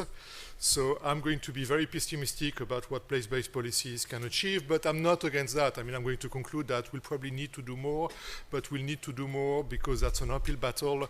We have strong headwinds in many, many places, and unfortunately, we'll probably need to do stuff at the same time. That may not improve things very much, but perhaps prevent them from getting much worse. So I'll give you first some narratives. I mean, I've been sitting here since yesterday morning and try to give you my own narrative about where I think we are and why we are there. And then go into some mechanics and try to bring a lot of stuff that's been said in the last 2 days. So you all know that, I think, the richest cities in America by wages circa 1950 were called Detroit, Cleveland, Pittsburgh, Trenton. You know, the world, Trenton makes and the world takes, right? So that was true at the time. Providence, Rhode Island, and so on and so forth. So the mighty have really fallen.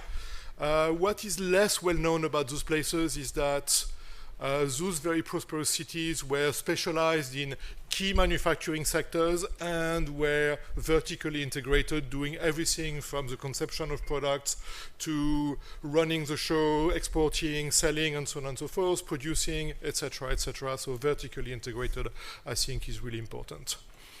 So then in my narrative, there's a first wave of shocks from about 1950 to about 1980, where changes in telecommunication, transportations, firm management, all made it possible to operate things from a distance. For instance, something like the carbon copy allowed people to actually work across 7 floors and then several sites, and you could actually send written instructions without having to type them over and over again. So all of that actually allowed the separation of the stuff that we can call like direct production, like blue-collar workers, assembly, like production, and stuff that is usually non-production, but is still productive, but that we may call whatever management, which is about headquarters, business services around those headquarters, innovation, and all those things.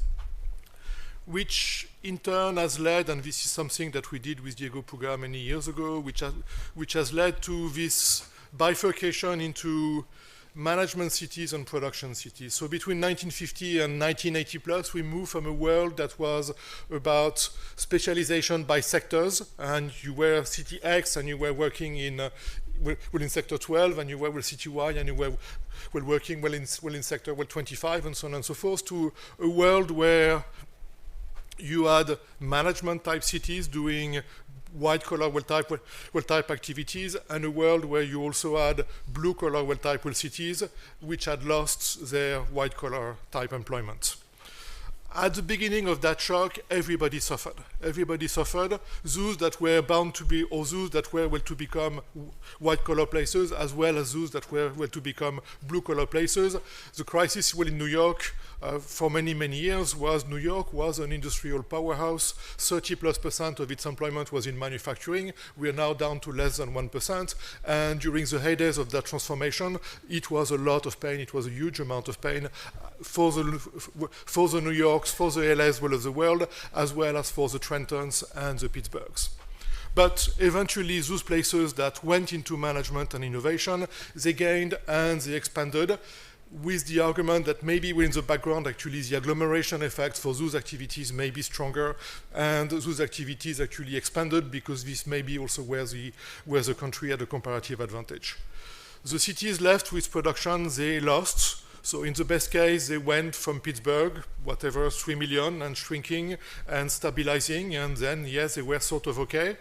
With the problem that those weaker agglomeration effects led to smaller cities, but also weaker cities. Those activities could then be relocated at some point to the south. And then there was a second wave of shocks, which was because since yesterday we've talked a lot about 1980 to today. That's why I decided actually we need to understand the full story. We need to go a little bit further in time. And so the second wave of shocks that it's been about two things. So yesterday we talked a lot about China and international trade. But before China, there was a Japan shock. There was a Southeast Asia shock. Yeah, China was much bigger and was pretty bad for many places. But also along with international trade, there was technology. And at some level, this is how some really good stuff can be really bad news. We've become incredibly good at producing goods, at assembling them, at doing stuff, and these are normal goods. These are not luxury goods. So as we get richer, the demand for those goods is not increasing very fast, and that's. So that means that something will have to give, and it's employment in those sectors that had to give. On the other hand, the management and innovation cities, the gains from globalization clearly went to them. Then you had two different groups here. You have those that decide, okay, we'll take on more people. So we're talking about cities in the interior west and in the south. So Atlanta, Phoenix, Houston, and Dallas, places like that, expanding greatly in population. Winner cities on the coasts, they decided that it was good as it is, and they basically shut down entry, and property prices went up, which means that we've also had this divergence in terms of education, where these places have become ever more educated because these are only the most educated, the most affluent that can actually afford the cities. This is not the only story. I think there are at least 3 other things that come on top. The first one, particularly relevant for the rural world, is in a world where 5% of the country is employed at doing agriculture, you can sustain a network of very small cities that will provide basic services for those places. So those basic services are going to be what? They're going to be things like, a local doctor, basic retail, and all those things. And then around those really small places, there will be bigger places where you will have the banks and the lawyers and slightly more sophisticated retail and restaurants and all of that. This is coming from central place theory. As I told you, I'm an urban economist. The thing is, when agricultural unemployment falls really low to 1% or less, it's not quite clear that this system is viable anymore. And we may be living in a world where this system may just be collapsing because the agricultural base is becoming too thin. We're moving towards a world where we'll be left with 12 farms in this country, and those farms will be covering several states each. So that's clearly part of the rural wars as well. Again, what do we do with that? I'll come back to this. Also, many cities used to have an anchor tenant industry. So that's a paper I wrote in the EAR many years ago, where, even if you lose a lot, you'll still be left with this anchor industry. So typically, something associated with natural resources in many places, or thinking about Rochester, like the photographic industry that formed the base where Rochester for many years. So sometimes they got lucky and they got more out of that, like the reprographic industry with Xerox and so on and so forth. So things could go up and down, but there was always this anchor tenant industry. In many cases, those anchor tenant industries just disappeared. We're talking about all the mining stuff. We're talking about those huge plants in southern states doing textile, doing doing well tobacco and so on and so forth, they all disappear, they all got completely wiped out, and nothing to replace them, which means that there was nothing to grow from, which I think is part of the problem as well. And the other thing is, we live in a world where I think cities want to become larger with time. And there's progress in transportation. We're able to cram more people within central areas and so on and so forth. And in a world where there's strong demographics, a lot of immigration, yes, those cities can grow, whatever the Phoenix and Las Vegas of the world can grow, but rural population is not declining. But when we turn to a world with very weak demographics and no immigration, if those cities, if Phoenix and Las Vegas and the others still want to grow, something will have to give. I mean, it's simple math, it's simple, well constrained, so I think there's also something to that story. So let me move to the second part of my talk and actually try to bring that together in a slightly more formally. So this is a graph that you probably know from Blanchard and Katz. So this is my own version of the Blanchard and Katz graph. So you have a labor demand at period T, labor supply, short run, that's vertical, the population that's here wants to work, and you have this population, and then you have a negative shock. Is the labor demand curves move to the left, and for some reason in Blanchard and Katz they think about that shock as a big decline in wages, which is really bizarre because that's not consistent with what they do well after. So here I'm putting that. So initially it's unemployment.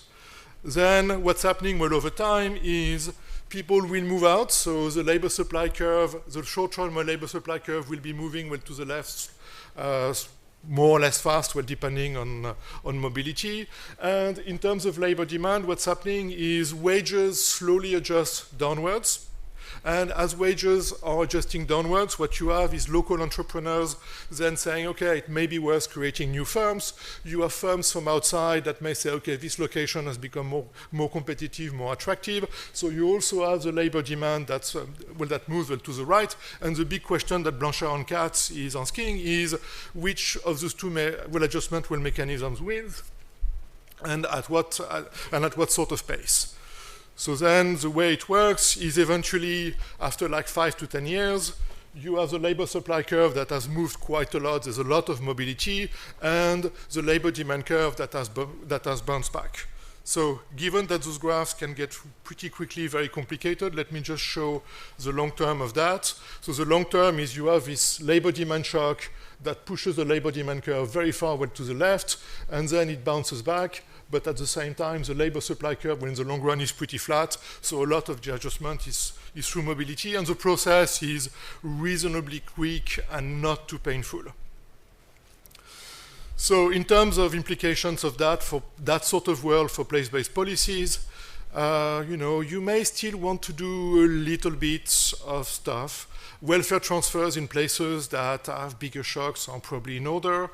The big issue here is that if you do welfare transfers, you also want to make sure that the transition is still happening at a good pace, and that by doing welfare transfers, you're not slowing down the transition.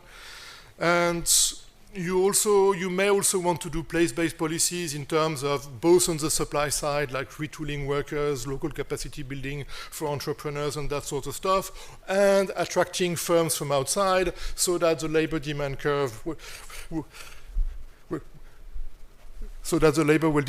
bounces back quickly. So that's, this is a pretty benign world, but that was a world that was probably quite specific from those shocks across the board that we've seen from 1950 to 1980 and this benign period in the 1980s. Then the second wave of shocks, I think that works pretty differently for reasons that should become hopefully clear very soon. So we've had this labor demand curve that has moved first. If you were in the heartland, you had this first wave of shocks from 1950 to 1980, and then you have a second wave of negative shocks.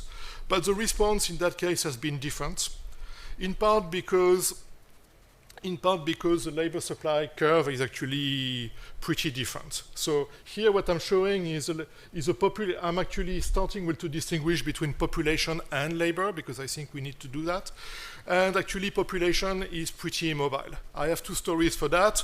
The first one is maybe everybody who had reasonable opportunities elsewhere, well educated, has moved out, and that's something. So those who are left are probably those who are either very attached or very low well opportunities well elsewhere.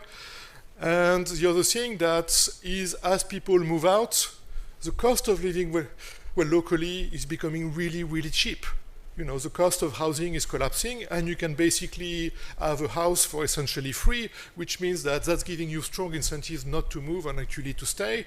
At the same time, you may not be particularly well attached to the labor force, especially if wages need to go way down for you to be well employable. So you have this bifurcation between employment and population, and creating some permanent unemployment. Okay, so it means that the mobility mechanism has sort of disappeared. At the same time, the bouncing back of labor demand is probably much weaker than before. First, because everybody is sort of looking for firms from outside to come in, so there's a lot of competition for that. And the other one is because everybody who's moved was more skilled, more educated, more entrepreneurial. Those who are left are probably less so. So in that world, the case for place-based policies seems much stronger, because we're talking about periods of misery that are going to be, arguably much longer, so calling for probably more welfare transfers. A big issue here is that you don't want those welfare transfers to percolate across generations, which means that we need to think really long and really hard about how to do it better and how to target that better. Then I told you I was an urban economist, and I had some further bad news. The further bad news is that it's not quite clear that the labor demand curve is going to bounce back. There's a case to be made that the labor demand curves can actually keep moving to the left. This has to do with a major feature of urban economies, which is agglomeration effects. So if you start with a sector that employs 10,000 people, it's vibrant, it's working well, you have a big critical mass, you're internationally competitive. And then you're being hit by a series of shocks, like competition from elsewhere in the world, a lower demand for your products, and things are moving down, and you're left with whatever, 8,000 people. 8,000 you can still manage, you're still fine, but then you move down to 6,000, and at 6,000 you started losing key suppliers, key input-output linkages, and so on and so forth, which means that maybe some other firms will start exiting as well, and you may go into a death spiral. So that's the bad news, is not only we've had those two shocks, but those two shocks that may not be the end of it, because many of those places may no longer be sustainable. Sorry, I'm moving in the wrong direction. So here we're living in a world where, yes, there's a case for place-based policies that seem really strong, because there's a lot of miseries, there's a lot of stuff that does not work, but this is really going to be an uphill battle, because we've had a series for many of those places of negative shocks, and maybe actually it's no longer viable, it's no longer sustainable. So it's going to be a long, painful transitions. Again, transfers will alleviate the pain, but you don't want transfers to slow down the transition too much. I'm from Europe. I've seen that in Europe, where we went into that direction really big time from the 1970s, and many of those places are stuck into there. Because my time is running out, so I don't believe in any of the usual solution. Hopefully I know a lot about infrastructure, and I don't think this is going to save those places. Potentially the opposite. You know, a road allows stuff to come in, but also allows people to move out. New clusters of economic activity, I think the record of that is actually extremely poor. That's industrial policy with a special twist, but I don't think it has worked historically. University research, yes, this is great, but it's only so many places perhaps that can do that. There's lots of interventions that we need to think maybe a lot more about, is how to reorganize those places now that they've lost so much population, so that they don't look like Detroit, where as as human well density goes very low, well, the cost of serving these people gets really, really high. So we need to think about that. So yes, I don't have any great hope that we'll be able to turn those places around. Well, nonetheless, I strongly believe that whenever there's a lot of misery, we should try to alleviate that, be it only through pure transfers. But as somebody raised this morning, there's an issue of actually people seem to be refusing the handout. Part of the last election where people standing out saying, I don't want a handout. So it's before even doing any welfare, it's actually about making welfare acceptable. And I'm not a sociologist. I was not born in this country, so I just don't know how you do that. I think it's about, yeah, you can hear that I wasn't born in South Philly, right? It's about, I think, labor supply, interventions. We always talk about education, and we talked about education quite a lot yesterday. I think it should go beyond education. There's a lot on the labor market that goes beyond education, which is about showing up on time and so on and so forth. Be obedient, be persistent, be gritty. So one of my colleagues at Penn is really big on that. That's Angela Duckworth. So I think there's a lot of those things that we need to think about as well, over and beyond education. Mobility, I think there's a big trade-off. I'm a big fan of mobility, but I understand we'll never get everybody to move. So the last ones will probably be in an even worse situation. What do we do about that? So there are clear trade-offs about mobility. And I also think that all those places that do really, really well should be willing to accept more people. The zone has become completely unaffordable, and at some level this is not normal. Thank you very much. Thank you. Our next speaker is David Newmark.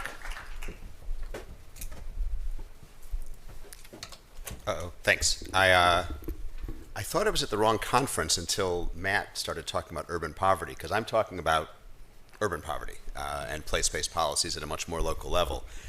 So this has all been very interesting. These are not issues I've thought about a lot. But it's important to point out the obvious, which is that the disparities within urban areas are incredibly dramatic. And I think, I don't know how one says more so or less so, it depends how you slice the data. But obviously this is a real issue. There's probably a little less reason for pessimism, at least not as much pessimism as Gilles, but because at least in urban areas, the neighborhoods we're worrying about are near neighborhoods where jobs are being created, right? So it's not so much it's not a geographic isolation problem, and it potentially the same way. So I'm going to talk about enterprise zones, and I don't have the exact title of the conference, but I'm going to just talk a little bit about why I think the evidence we have so far is pretty convincing that these haven't worked. And then I'm going to talk about a Hamilton project I did, where when you're dreaming up policy, you never know if it's going to work.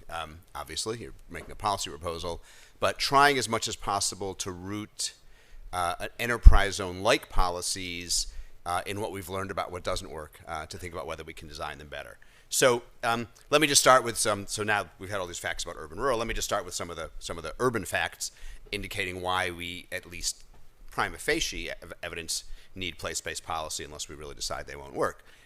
U.S. cities continue to have very large concentrations of people in extremely poor areas. People tend to define that as more than 40% poor. And then there's this concept of concentrated poverty, which is a measure of the share of the poor that live in tracts with extreme poverty. And about 13% of the poor in the U.S. are concentrated in only 4,000 extremely poor census tracts. So kind of this remarkable concentration of poverty. Urban poverty has fallen somewhat. Concentrated poverty in urban areas has risen. So obviously this has something to do, of course, with segregation by income and race, which are highly correlated. And concentrated poverty is much higher in urban areas. There are problems of joblessness. When you look at these extreme poverty tracts, I suppose like when you look at the rural tracts, or counties, the prime age male employment rate is a lot lower. Mobility is of the less skilled is lower, although again at the sort of the level of the city as opposed to states or interstate mobility, that may be less of an issue. There are challenges, and I think I don't know if the evidence is great on these challenges, but it's at least plausible. that there are things that inhibit job creation in poor neighborhoods, low skills of workers, declining infrastructure, crime, and the like. And these are potentially things that we can do something about. Repairing infrastructure at a very local level in a city is a much cheaper proposition than building high-speed trains across the country, which may not have as much of an impact. And I would argue that there's always these in urban economics, these efficiency stories about why do place-based policies make sense? Is there agglomeration? Is there a nonlinearity in agglomeration we can exploit? And even if all that's true, do we have any idea what or where it is? I think there's a somewhat simpler argument, and this, I think most people of my generation can see this from having observed the change in not all American cities, but many American cities. There's tremendous positive externalities and welfare gains from urban areas improving that extend well beyond how the poor may benefit from job creation policies. I mean, the vibrancy of American cities is something that so many of us consume, and it's probably something I would not have predicted 20 or 30 years ago when I was living in West Philadelphia and then Washington, D.C. in the mid and late 1980s. I thought we were on a downward spiral. Just a little bit of a depiction of where this concentrated poverty is. This is the geographic concentration of concentrated poverty in the top 100 metro areas. So again, this is not so much focused on rural areas, obviously. And there's no surprise here. The darker places are places of concentrated poverty. There's a few surprising areas, which may have something to do with different populations. Some are urban cores, some are not so clearly urban cores. Some of these I haven't dug into the data. May have in a few of the southwestern places to do more with Indian reservations than other areas, which I'm not really focusing on. So let me turn to the next part. Why not enterprise zones? We've done these for a long time. We've done them at the state level. We've had innovations at the federal level. We now have opportunity zones, which I won't talk about unless it comes up. I don't know that much about them. Nobody does really. Why not? So why not take this thing we've invented and go further? Well, there's weak evidence of job creation, and I'm going to flesh this out in a few minutes. There's weak evidence of poverty reduction. There's evidence that effects may accrue to the more advantaged. Now, I don't reject all urban anti-poverty policies because they create some gentrification, because obviously it's unavoidable. But if all or most of the effects are accruing to the most advantaged, you have a problem. And some evidence that there's negative spillovers. So at best, we get reallocation of jobs. And again, depending on the distributional effects of that and the spillover effects onto others, like the urban externalities I talked about, moving jobs around could turn out to be a good thing. But obviously, if we create more jobs on net, it would be a better thing. In the UK, they had an early enterprise zone program, I think in the 70s, and there was clear evidence it was just reallocating, and the government sort of quickly shut it down for that reason. Again, that may have been wrong, but so it is. So let me talk a little bit. This is just some summary tables of recent enterprise zone evidence. I'm leaving out the evidence on spillovers just because I have limited time. So the top chart is a few somewhat recent studies on employment effects. None of them find any evidence of that's employment levels or employment growth. No evidence of positive effects. Employment rate, again, no evidence of positive effects. The estimate's point negative. The bottom panel is effects on the poverty rate. No clear and compelling evidence, even when you have these negatives, which is good for poverty. They're not significant, so no clear evidence that poverty falls. There are some exceptions, which I think hopefully will show up here. There's the Busso et al. Paper in the AR, 2013, on federal enterprise zones, who find pretty massive job creation effects over a fairly short window. I'm going to talk about this. I'll talk about that now. I forgot which order my slides were in. Let me talk about those results a little bit. First of all, federal enterprise zones simply could be different from a lot of what we've done in the past. We had a lot of state programs. And then we've had different kinds of federal programs, including at the same time as the federal enterprise zones, the federal enterprise communities. They were distinguished by they had aggressive hiring credits and kind of all the usual things you might say, but also very large block grants for what were pretty small areas of about $100 million for business assistance, infrastructure investment, training programs, and the like. It's hard to get rigorous evidence. There just weren't many of them.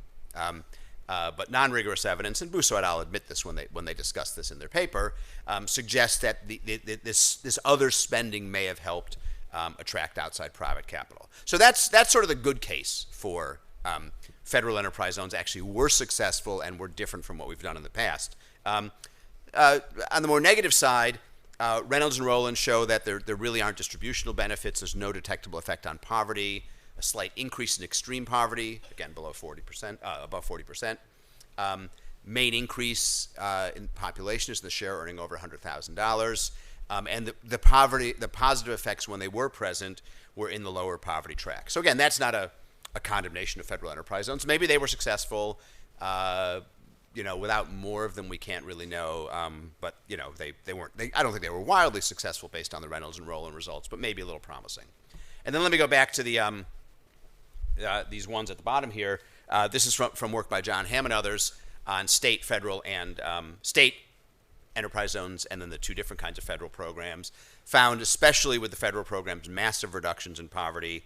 I just want to really quickly. I've been working on this for a while. This is work coming out in RSUE,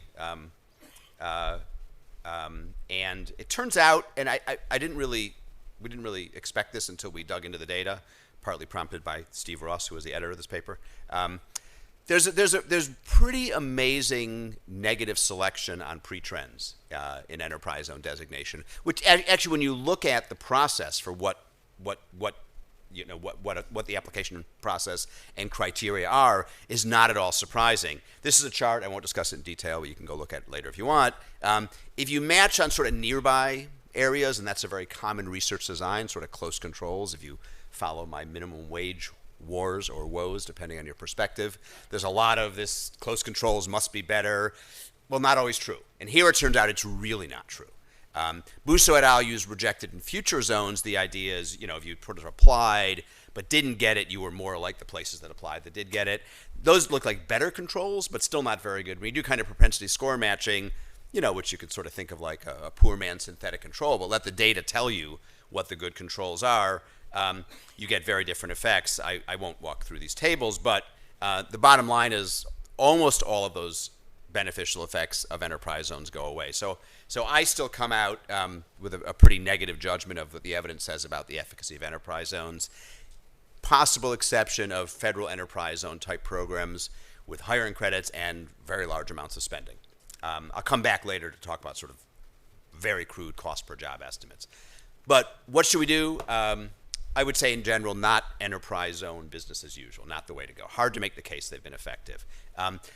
I was approached by the people at Brookings to say we'd like somebody who's pretty negative enterprise zones to think about whether there's anything they could dream up that might be a sensible urban place-based policy. So I spent a lot of time thinking about what we've learned, what doesn't work, and then speculating about what might work, and drawing on literature on spatial mismatch, on what Judy Hellerstein and I have called racial mismatch, on what we've learned about network hiring to try to think about potentially better policy. I'm going to skip the why not other policies. We can come back to that later. So I developed this proposal called Rebuilding Communities Job Subsidies. It's basically, and it has flavors of other things we do, and in that sense you may just look at it and say it sounds like more of the same, but bear me out because I think it's a bit different. So starting with fully subsidized jobs, and some of these numbers are just sort of pulled out of the air, frankly, 18 months, but jobs that have the potential to build skills that are valuable in the private sector. We all keep hearing the story, there are sort of lower middle skill jobs, electricians and plumbers and various healthcare jobs that don't necessarily require a nursing degree or higher, where people can make at least way more than they make in minimum wage jobs, although I guess if we raise the minimum wage enough, that will no longer be true. So focused on that, as opposed to enterprise zones which just subsidize hiring, and typically the steepest subsidies are for the lowest paying jobs. That may make sense. Also subsidizing jobs that help revitalize and improve disadvantaged urban areas, jobs that actually try to address some of the problems. Whether it's these public safety zones, whether it's healthcare workers, home healthcare workers, or healthcare workers and community healthcare workers in some other setting, whether it's teachers' aides in schools, whether it's urban demolition in places where we've got to kind of convert some places to green space as opposed to abandoned housing, and the final element is jobs that are proposals and jobs that are created in cooperation with nonprofits, and community groups. We talked a lot about this with the people at Brookings. People who are on the ground locally, maybe partnered with national nonprofits because they have a lot more experience and a lot more tools, but who kind of know what the problem is in the community. So when you say we're going to only subsidize jobs, if they're going to address some of the barriers to both work and job, work, so on the worker side, and job creation on the firm side in these areas, you have at least a better chance of addressing some of the right problems. And then there's a transition into private sector jobs with a continuation of subsidies for another 18 months. And I build in all these ways to kind of incentivize job retention, right? So you're only going to remain eligible for these subsidies if you have a good retention rate of the workers you hire through these subsidies. Targeting on low-income families, but not necessarily non-working families. Restricted initially to economically disadvantaged urban areas, kind of at a sort of a small scale. Although not restricting workers from moving once they take these jobs, because that would seem like a bad idea. And then there's a build-in for sort of an experimental period, design and evaluation. It's actually kind of, Cory Booker has actually talked about some things like this, which I'll come back to later. So what are the rationales? Well, skills related to good jobs makes a lot of sense if you can do it. It's a big caveat. Avoid the bias towards low-wage, high-turnover jobs and traditional enterprise zone programs. Addressing the disadvantages of some of these urban areas obviously makes sense if you can. And I think targeting residents is very important. A lot of enterprise zone programs, I know the California program, which they killed, I would say thankfully, because they actually seem to have created a better program, didn't target residents in any real effective sense, and certainly didn't target low-income people. We know from all kinds of evidence on network hiring that if you don't target local residents, you may not create jobs for local residents. If you target local residents, of course, the direct effect is you will by construction, and if there's network connections to those people, then there may be spillovers to other local residents. So that seems worth really emphasizing.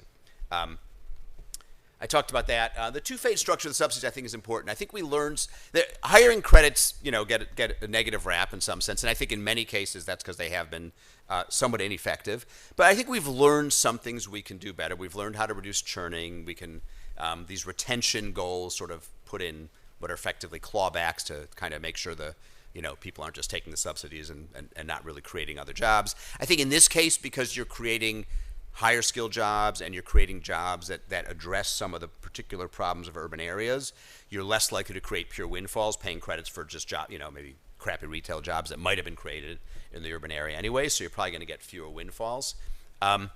We learned during the period after the Great Recession that if you offer very high subsidies and the institutional support, you can actually ramp up take-up of hiring credits very quickly. Some of the TANF emergency funds were used for that, and they created hundreds of thousands of jobs pretty quickly. I wouldn't say there's rigorous evidence on post-program effects, but in the paper I discuss some evidence that suggests actually there were some positive post-program effects. There's an urban focus of this. It needn't focus only on urban areas. Since 2016, you can't talk about poverty only in urban areas, certainly in DC. So there may be rural areas that qualify. I'm less optimistic this would be a helpful thing to do, again, because of the lack of connection to other places. But in principle, it could. And I think, again, I think the other big advantages in the urban areas, the positive externalities for others, are more compelling. Is it politically feasible? Is there any appeal? Well, I kind of contrast it with, I actually was on a panel at Brookings with somebody who was advocating very aggressively for what I believe was a $700 billion guaranteed jobs program, which I think is not politically feasible. I also don't think it's a good idea. But this has a flavor of trying to create jobs, but in a much more targeted, much more strategic way that may actually generate benefits, whereas I think the larger scale proposals for guaranteed wage floors, I think the primary motivation is sort of just to create a job of last resort that pays above a certain level to try to force up market wages, which seems like an extraordinarily expensive way to do that. I think political feasibility here is much higher also because you can get more support for private sector job creation for sure, and there's limits to these subsidies, right? They run for a certain period, or not. Guaranteed jobs program sounds like forever. I think that's the flavor of the program. Let me just talk. Why might it work? Why should we be at all more optimistic about this than other enterprise zone type policies? one of the main criticisms of hiring credits is they create a lot of stigma. When rules for selection or eligibility are based on kind of past individual characteristics, in a sense, they're going to be based on past failures, past difficulties, which is, of course, what creates stigma. By doing the program based on location as opposed to so much individual characteristics, I think there's less worry of that. Just like I have evidence that shows hiring credits during the Great Recession were quite effective. And I think it's a similar idea. If you're looking for a job after the Great Recession, it wasn't that much of a negative signal about you. And I think the same idea is, you happen to be in a poor neighborhood, much less of a negative signal about you than you just got out of jail or something like that. There may be a parallel between depressed periods and depressed areas. And the final thing is, in the paper, we have this long appendix with very small font, but if you're really interested, you can plow through it. We talk about there are past programs that have been done that have flavors of this. There's some New York sort of parks programs where they try to improve neighborhoods and actually don't just have you picking up the garbage, but teach you forestry skills. No evaluation of that one. New Hope, which had quite rigorous evaluation, had shared some flavors of this program, and seems to have been remarkably effective, in fact. So I hold out some hope that this could work. I have built into this proposal kind of an experimental evaluation mode to really figure out if it does work, which I think from all the research on enterprise zones and what we are going to see in the future on opportunity zones and all that, I think we can appreciate the value if we're starting from ground zero with a policy of actually building in a mechanism so we can actually evaluate the policy by making selection exogenous rather than endogenous. So I'll stop there. Thank you. Thank you. Last but not least, our discussant, Larry Summers. I'll speak from here, and since I don't have nuance, I won't have slides. I think there are three broad propositions that the scholarly work in this area sort of establishes. First, there's widely uneven incidence of distress. And in the United States today, there are a set of places in which socioeconomic distress, measured by lack of employment, measured by lack of opportunity for kids, measured by disappointing poverty, measured by poor health status, is substantially concentrated.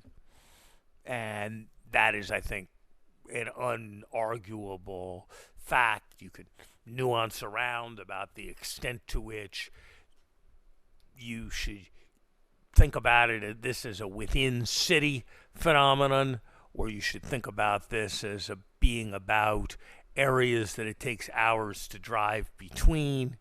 Clearly, there's some significant amount of both. It's useful to refine knowledge about the precise locations and the precise nature of the problem, but I think it's a clear fact. Second, natural economic forces are doing little, if anything, to cause this problem to solve itself through the natural workings of market mechanisms, even on a stochastic basis. That is, not only is there not convergence of a form that reduces inequality, but it does not appear that the reality is that that old depressed areas are becoming less depressed and new depressed areas are being created. There just doesn't seem to be very much tendency towards convergence of the existing depressed areas over the last 25 or 30 years. And there's even as much argument for divergence and reductions in levels of employment, levels of good things in depressed areas as there is for the process of convergence.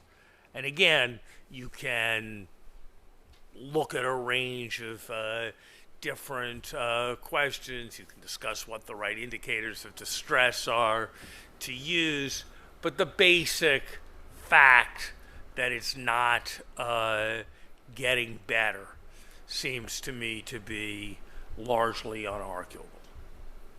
Third, it seems clear that, and this is related to the second fact and to the first fact, that the propensity for migration to take place has diminished quite substantially.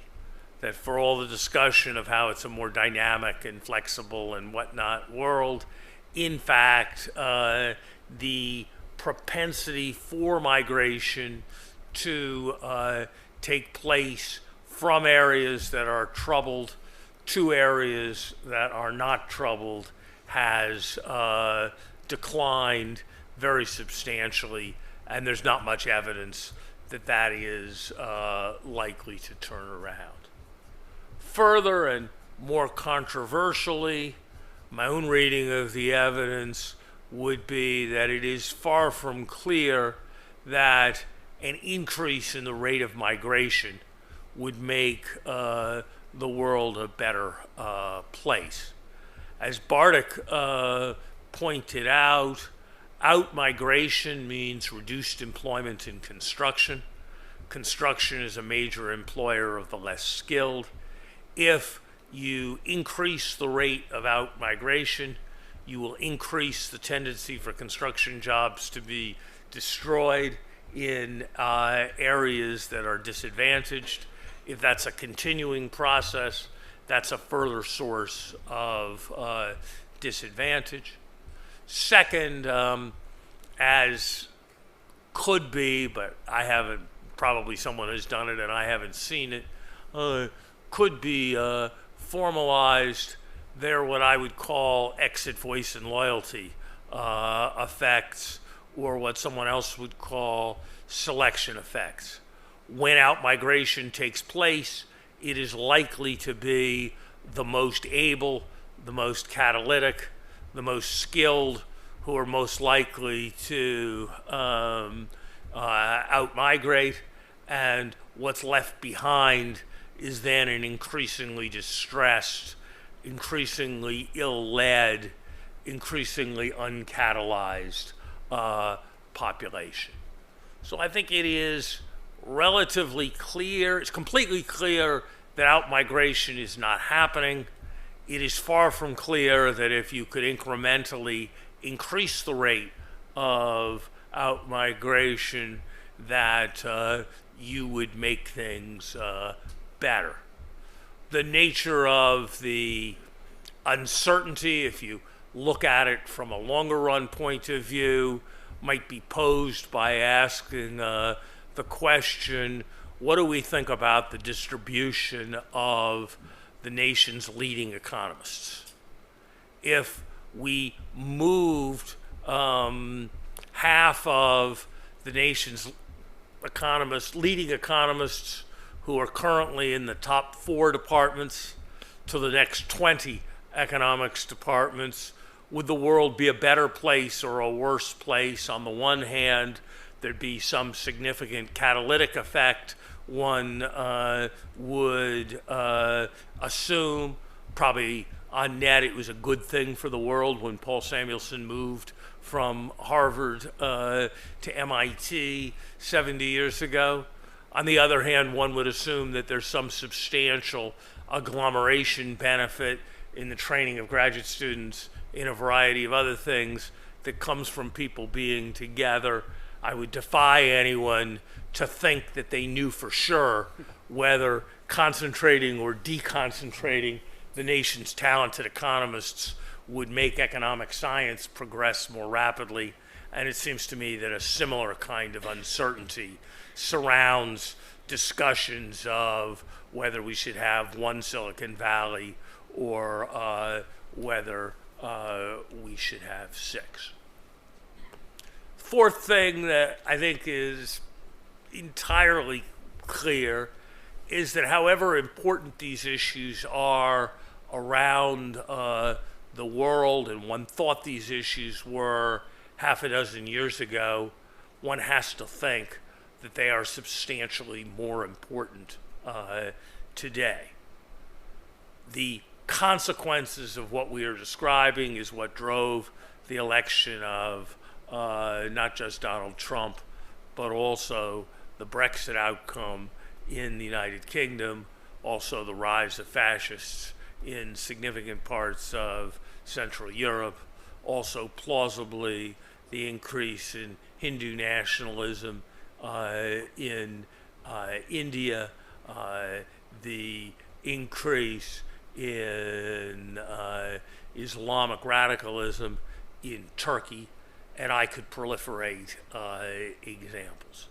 That it is the disaffection of distant non-cosmopolitans who live away from major prospering capital cities that is the source of populist nationalism, anti-internationalism, reduced global cooperation, and increased incentives to certainly trade wars and possibly conflicts going well beyond trade wars around the world.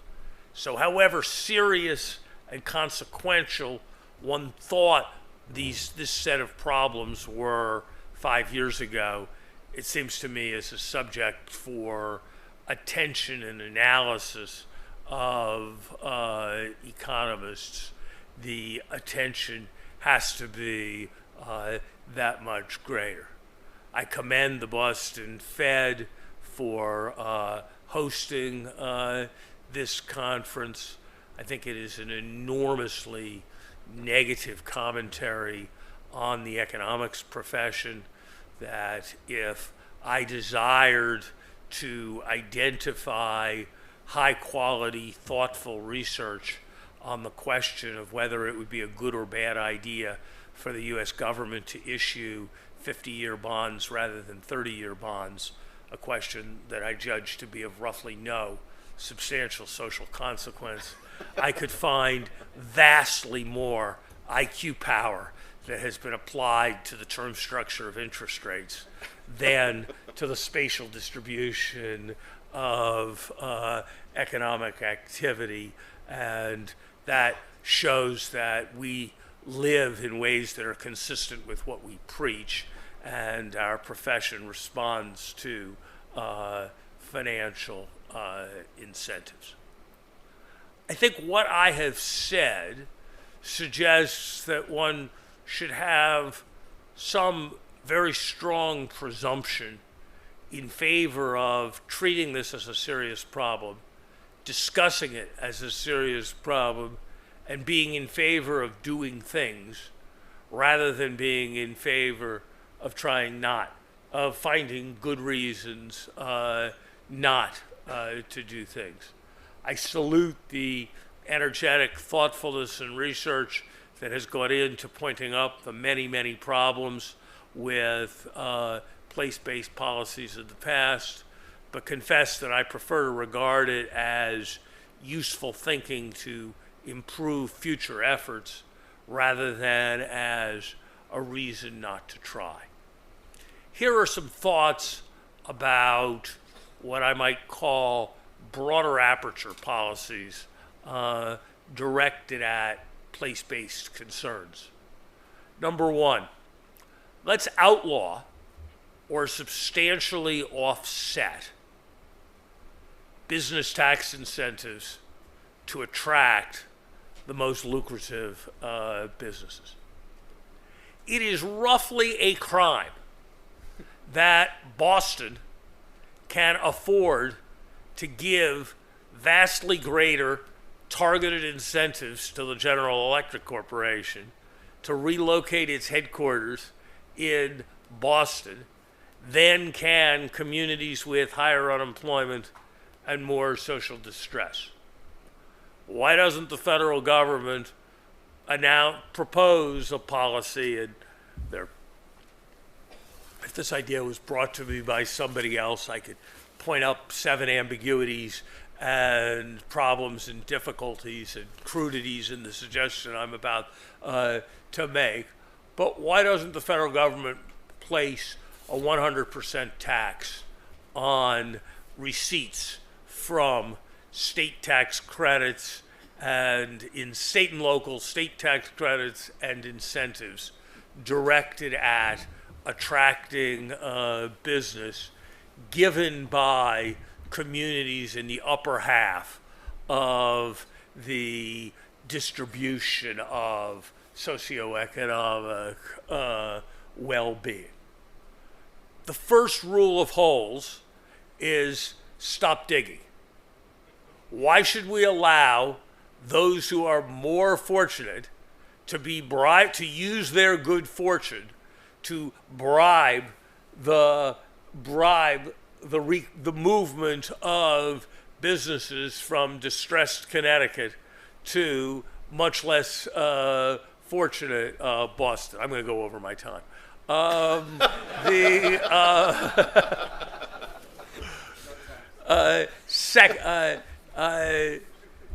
Second, education. John L. Lewis said maybe the smartest thing that's ever been said about this kind of topic about 75 years ago, when he was discussing the fact that even then coal was on a downtrend.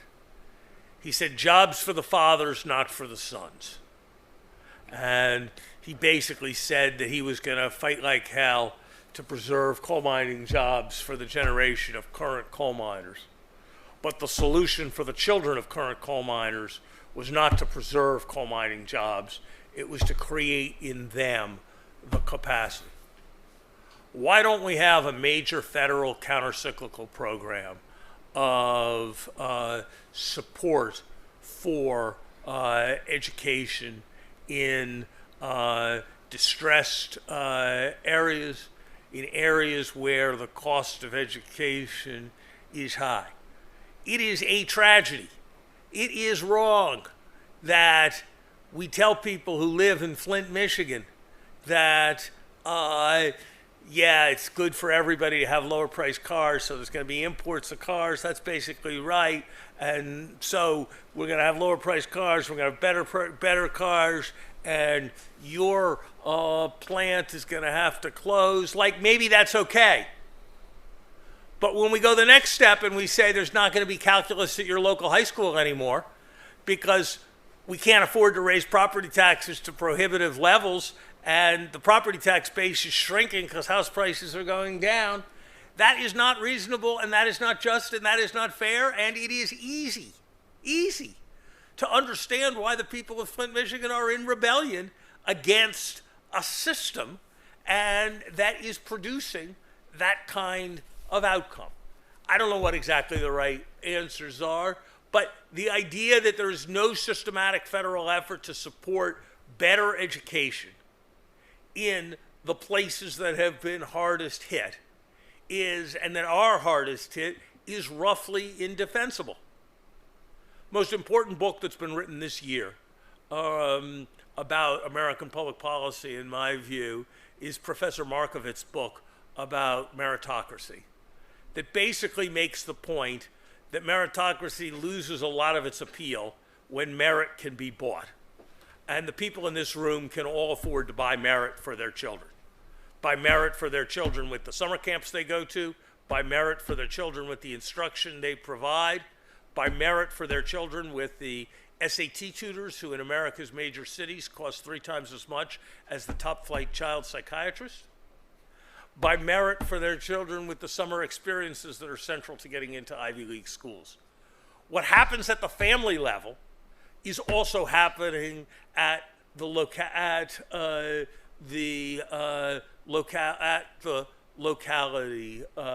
level, and we are doing nothing as a country to prevent that mechanism from generating ever more inequality going on.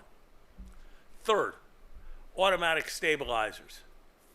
Every macroeconomist who's kind of doing it is thinking about some version of the idea that the interest rate's only 2%, interest rates are supposed to come down 5% when they have recessions.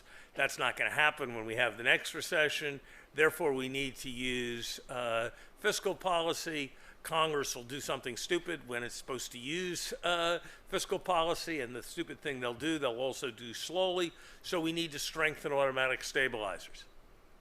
Why don't we be thinking about automatic stabilizers that operate in a non-uniform way nationally, that disproportionately target the places that have the highest unemployment and the places where unemployment is rising most rapidly?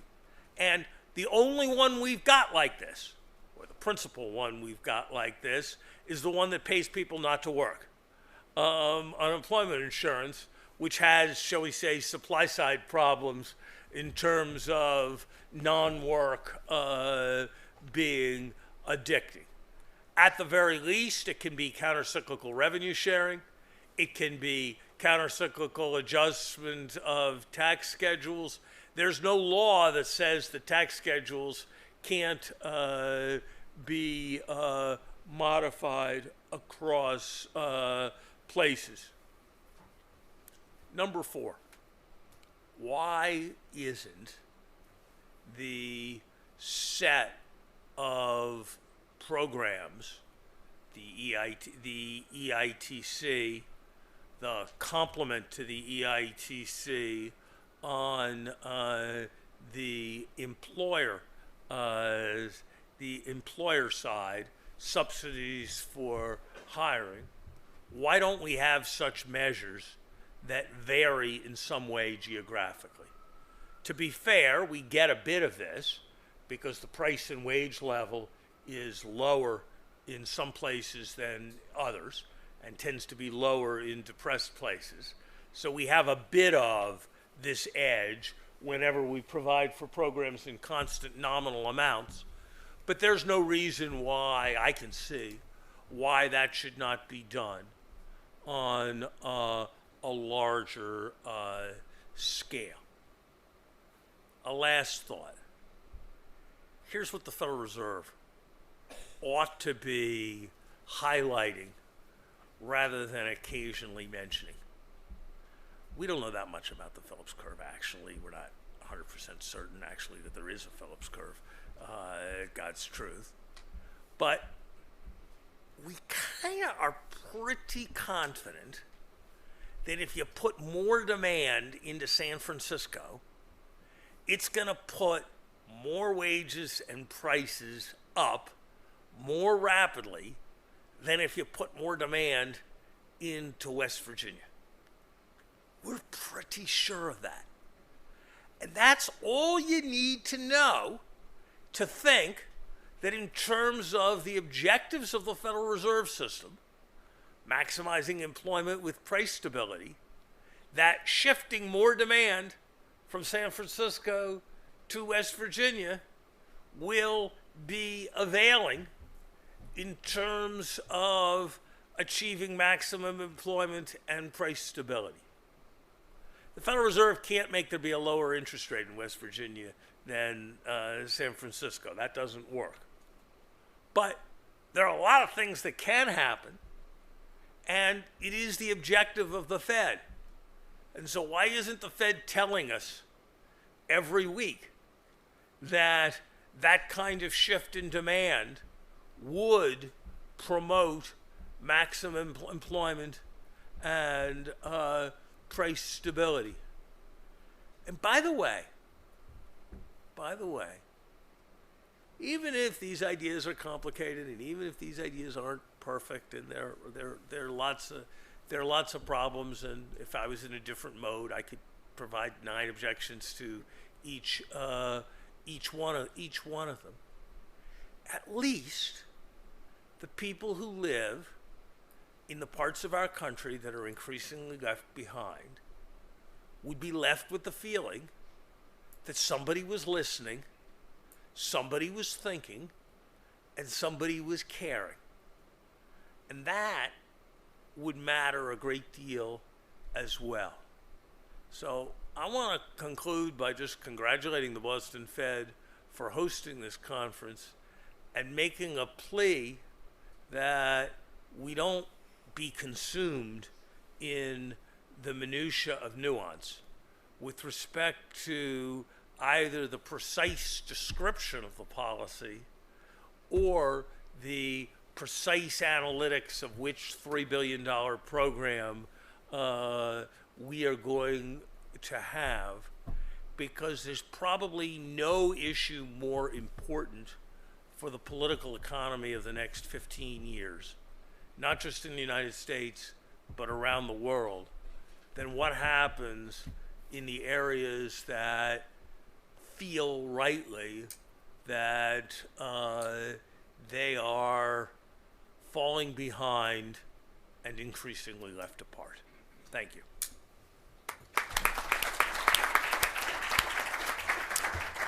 So we have time for some questions. Again, put your tent up, and if I don't see you, give a shout.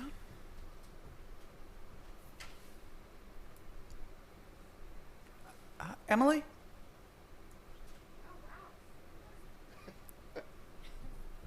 Hi, Emily Pachetti, former student, Dr. Summers. Former student. Ah.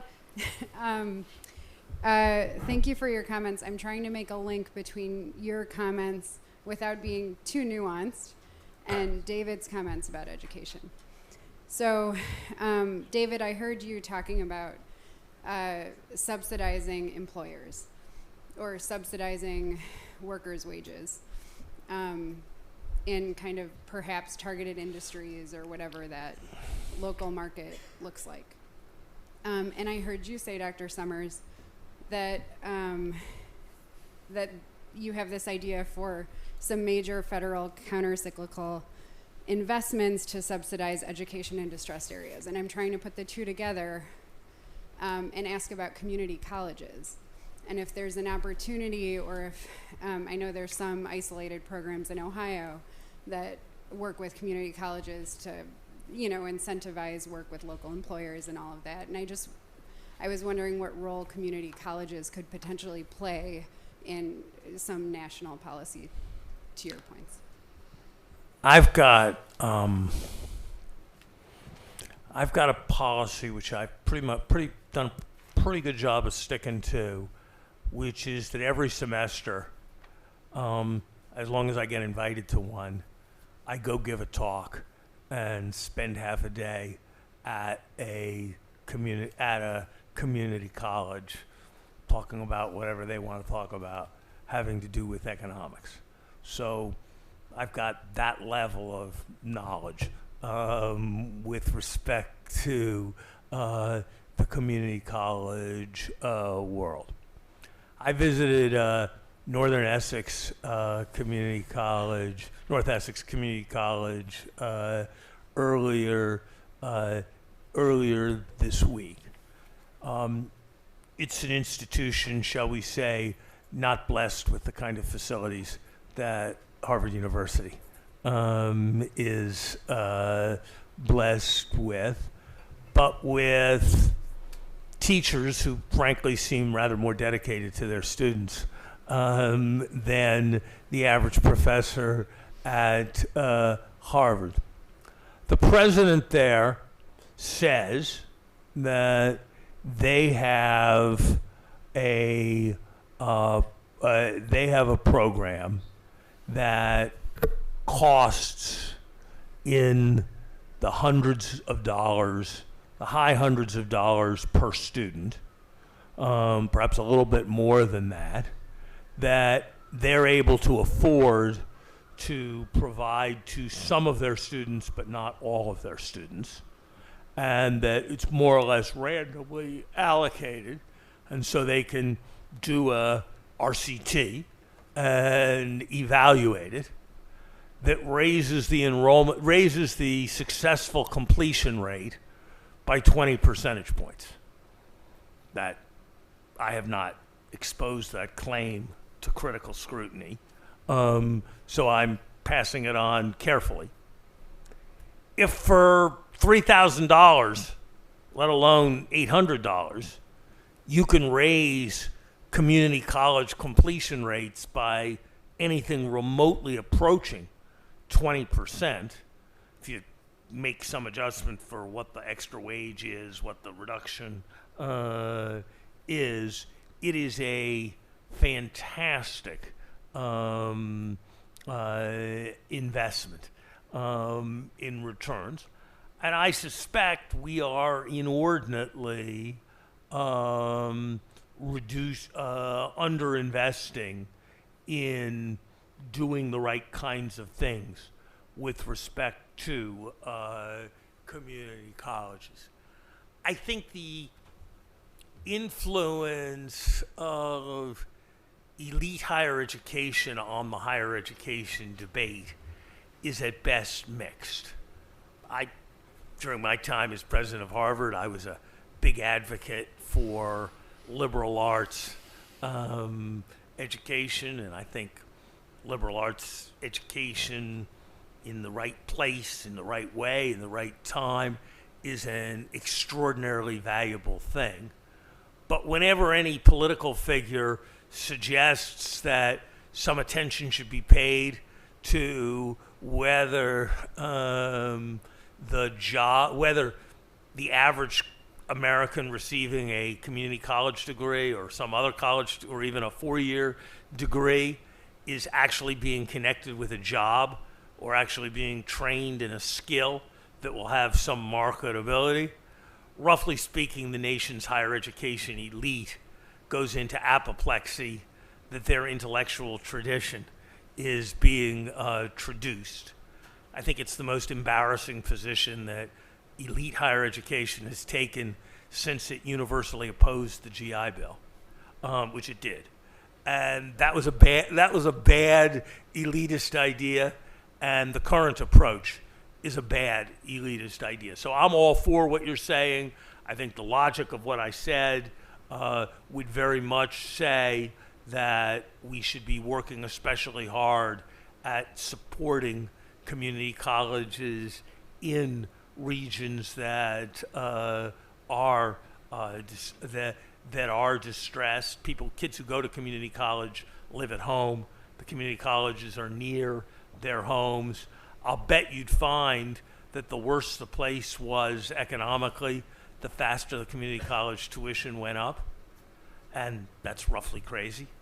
And so I would be all for more investment in community colleges, more standards for community colleges around economic results, and more emphasis and more targeting towards the areas that are left behind. Can I just say a couple things? I think, touching that, I refer you to some of Harry Holz's work. Harry has done work for years thinking about community colleges, and I think it's not just that I think you're absolutely right that the perception about the teachers care about the students more. That's part of it, but it's also they're just connected to the job market, and they're connected to the local job market. And we know the less skilled, the job market is more local. This is what they do. They're just much more nimble. That said, there's some structural problems. So California has a great community college system. It's now cheap or free for almost everybody, but they still, for example, fund every enrollment hour the same, whether you're an English student or a nursing student or someone learning how to install solar panels, right? And the latter two cost a lot more, and the jobs are a lot better. So there's things we can do to fix it. I think the counter-cyclical idea of course, makes sense because the opportunity cost of being in school is lower then, and that makes a lot of sense. And just, I think your point about, the view of elite education, I think really emphasizes someone. When I did my college trip with my son, we went to Amherst College. I won't offend anybody, but in the little cushy admissions office, the admissions officer very proudly said, we train you for nothing but prepare you for everything. Which I think, and for our kids, that's probably exactly the right thing, right? they're going to go into jobs using a lot of critical, abstract, analytical thinking. But that's not what we should be doing for most people, clearly. Prabal?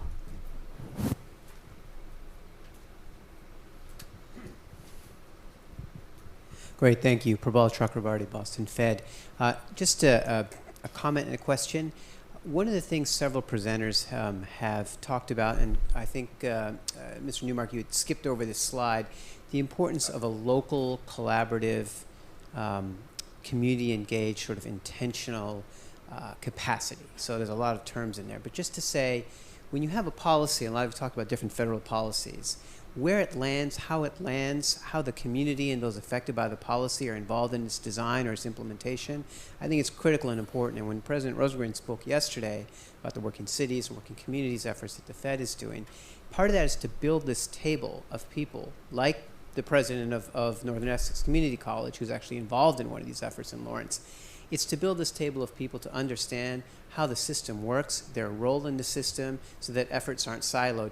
Now, that isn't going to work without a sensible state policy and federal policy, but I just think missing from some of the discussion yesterday and today is just the importance of having that local collaboration, that local table that's an effective place. Now, maybe in some of the rural areas that needs to be more regional, maybe there aren't the right numbers of anchor institutions or hospitals or universities that need to be there. But just as a comment that might be a necessary condition for any of these policies to have the effectiveness.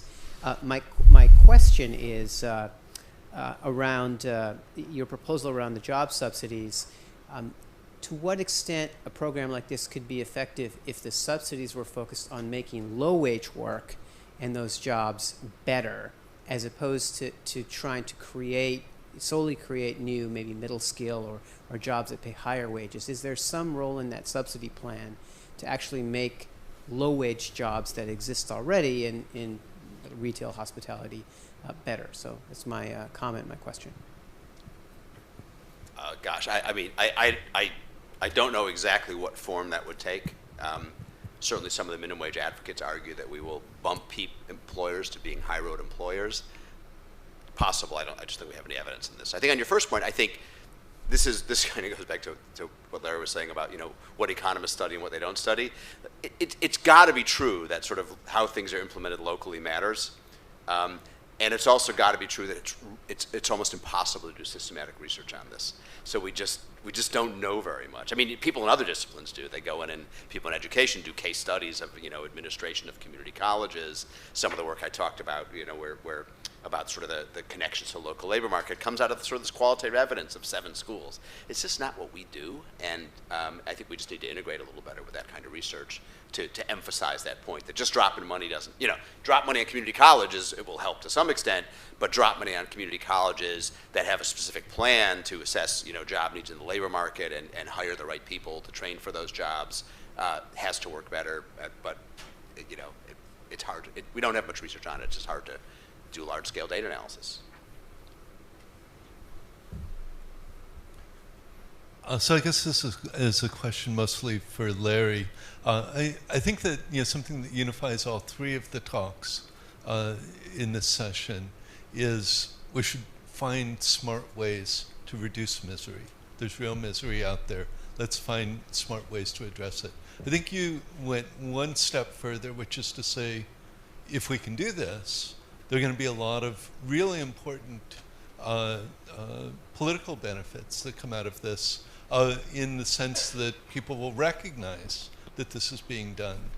And I'm a little bit less certain about that second step. There are already, and as a lot of people have mentioned, there are huge fiscal transfers that are already happening. That's even in nominal terms if you thought about it in real terms, since in the big cities they face higher price indices.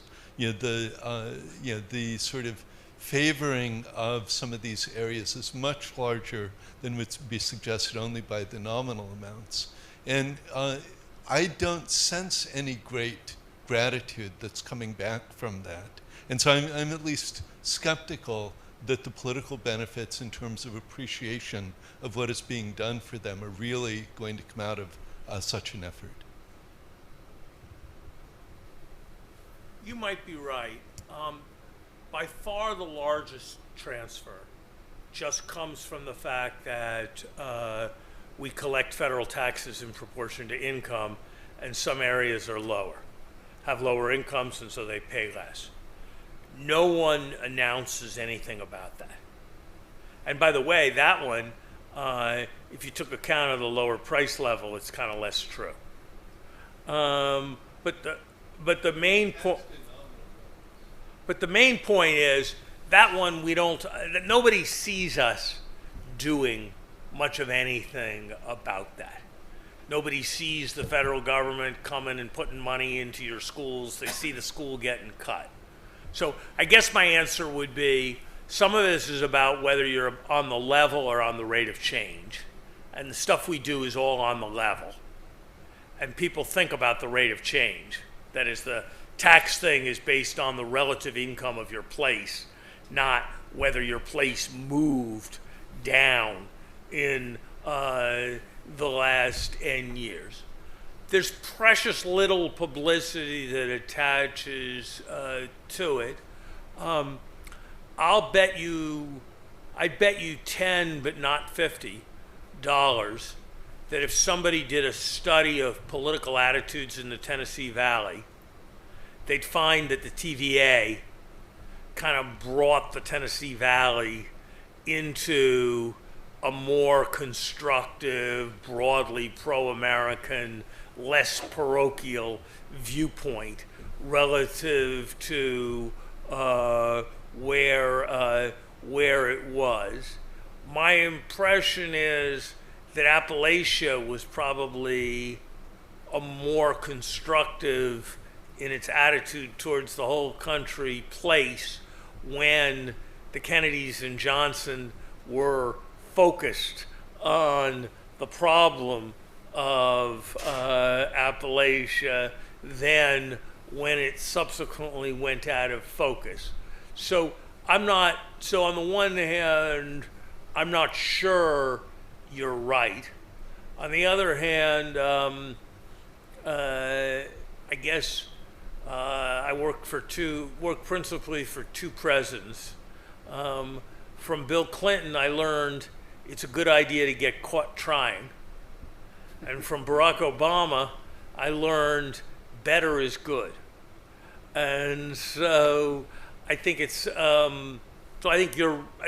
you're right, and there's always a risk of overselling. And I tried to be, as I spoke, when I reminded people that I could think of half a dozen objections to each of the things I was saying, to be cautionary about the fact that I was, in some sense, overselling.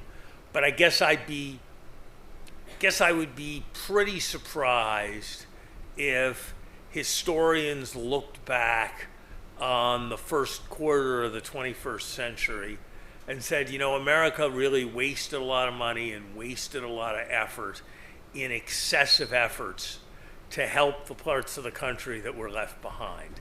That seems an unlikely verdict of history. I think we have time for one more question over here. Hi, my name is Lei Ding, I think from Philadelphia Fed. Since we are talking about police-based policies, I was surprised that we have not talked about, I think, the Opportunity Zone. Sorry, say it again. The Opportunity Zone project, the program. You mentioned, I think, but you did not talk too much. Based on your research of Enterprise Zone and other programs, so what would be the potential risk, opportunities of this program, I think? I was simply responding to the fact that we don't have any evidence yet. We had a nice series of anecdotes in the New York Times, which of course looked terrible, but it was anecdotes, and we don't know to what extent they were selecting, sort of the projects that look like the most egregious violations of what the goal of the program actually was. The research I know best that is closest, I think, is Matt Friedman's work on the new market tax credit, which had sort of investment vehicles, although it wasn't all real estate investment. Had kind of a nice design built in because there was sort of a threshold for eligibility. And he finds some modest positive effects in reducing poverty at a very expensive price. But I mean, it's but I talked to him because he's in the office next door to me. He thinks trying to create jobs through encouraging real estate investment, obviously short-term construction jobs, to go to your point, you create, but long-term doesn't seem like the right policy. But it remains to be seen. I mean, we have no serious evaluations yet. Do you have one last question? Do we have another minute for a last question? That was remarkably short answer and question. I'll try to do the same. This is a question for Larry. You said, Brennan Greeley, the Financial Times, you said that we absolutely know that stimulus will make a much bigger difference in West Virginia than it would in San Francisco. So after the recession, as a percentage of GDP growth, state and local spending was one of the last things to recover. Should the Fed be given the power by Congress to buy state and local debt?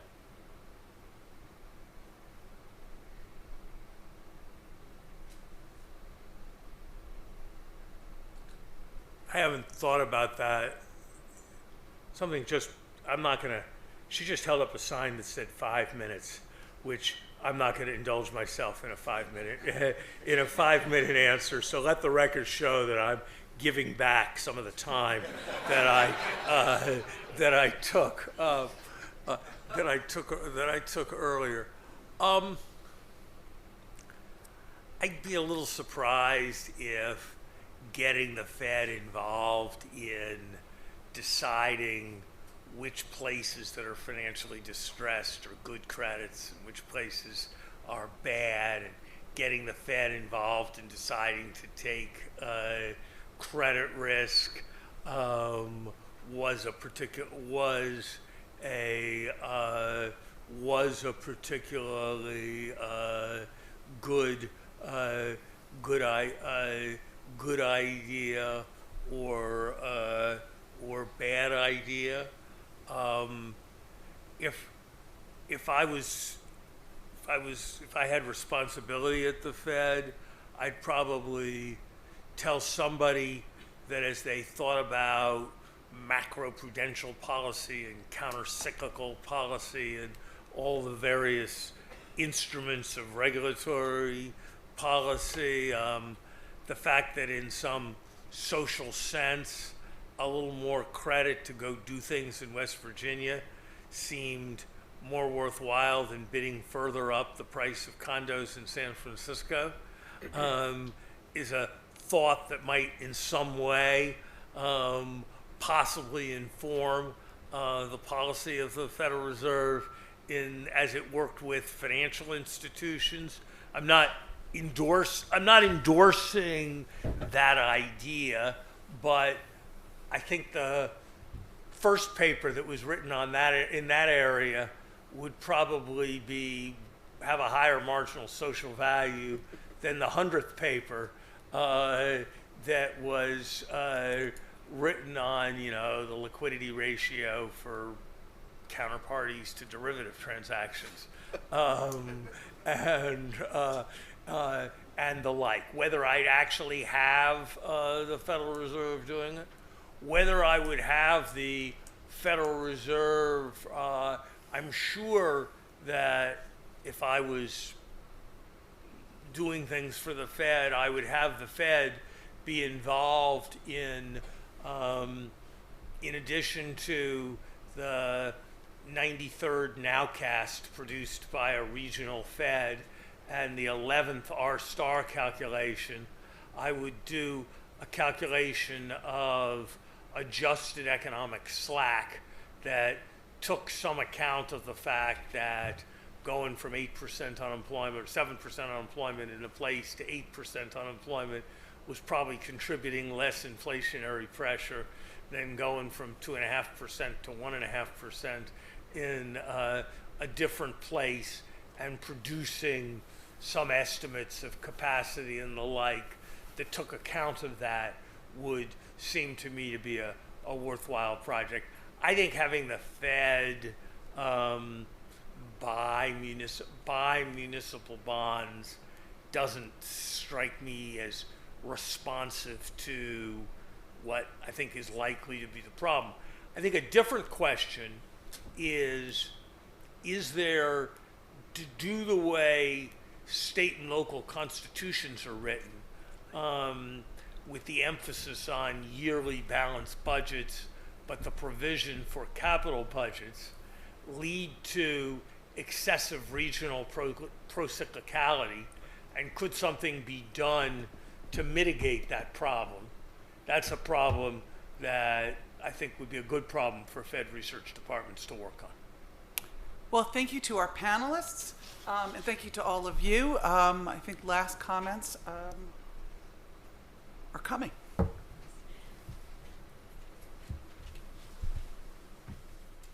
Okay, thanks very much. I won't hold us up very long, but I just wanted to remind you all about the conference evaluation forms. If you have any comments on what we could do better, what you particularly liked, different titles for panel discussions, that's where to do it. Also, name tags, if you could sort of leave your name tag somewhere. The Fed does print the money, but we do have a budget constraint. And we'll have lunch now in the cafe seating area. Final thing I want to do is that on behalf of Jeff Tutel, Giovanni Olive, and me, with the conference organizers, we want to thank the people who really did the work to bring this conference off. There's an enormous number of details to get right, and the team did great. For logistics and conference support, Keith Barnachet, Randy Kavanaugh, Melissa Gentry, Jeff Kelly, Morgan Glazer, Sonia Pierre, Bojana Rozic, and Sam Tugendhoft. We had a great audiovisual team as well. Shaquila Blake, Peter Davis, Steve Osimahai, is that about right pronunciation? I hope so. And the whole Bromfield production team. For program, editorial, and web design, I personally think they knocked it out of the park this year.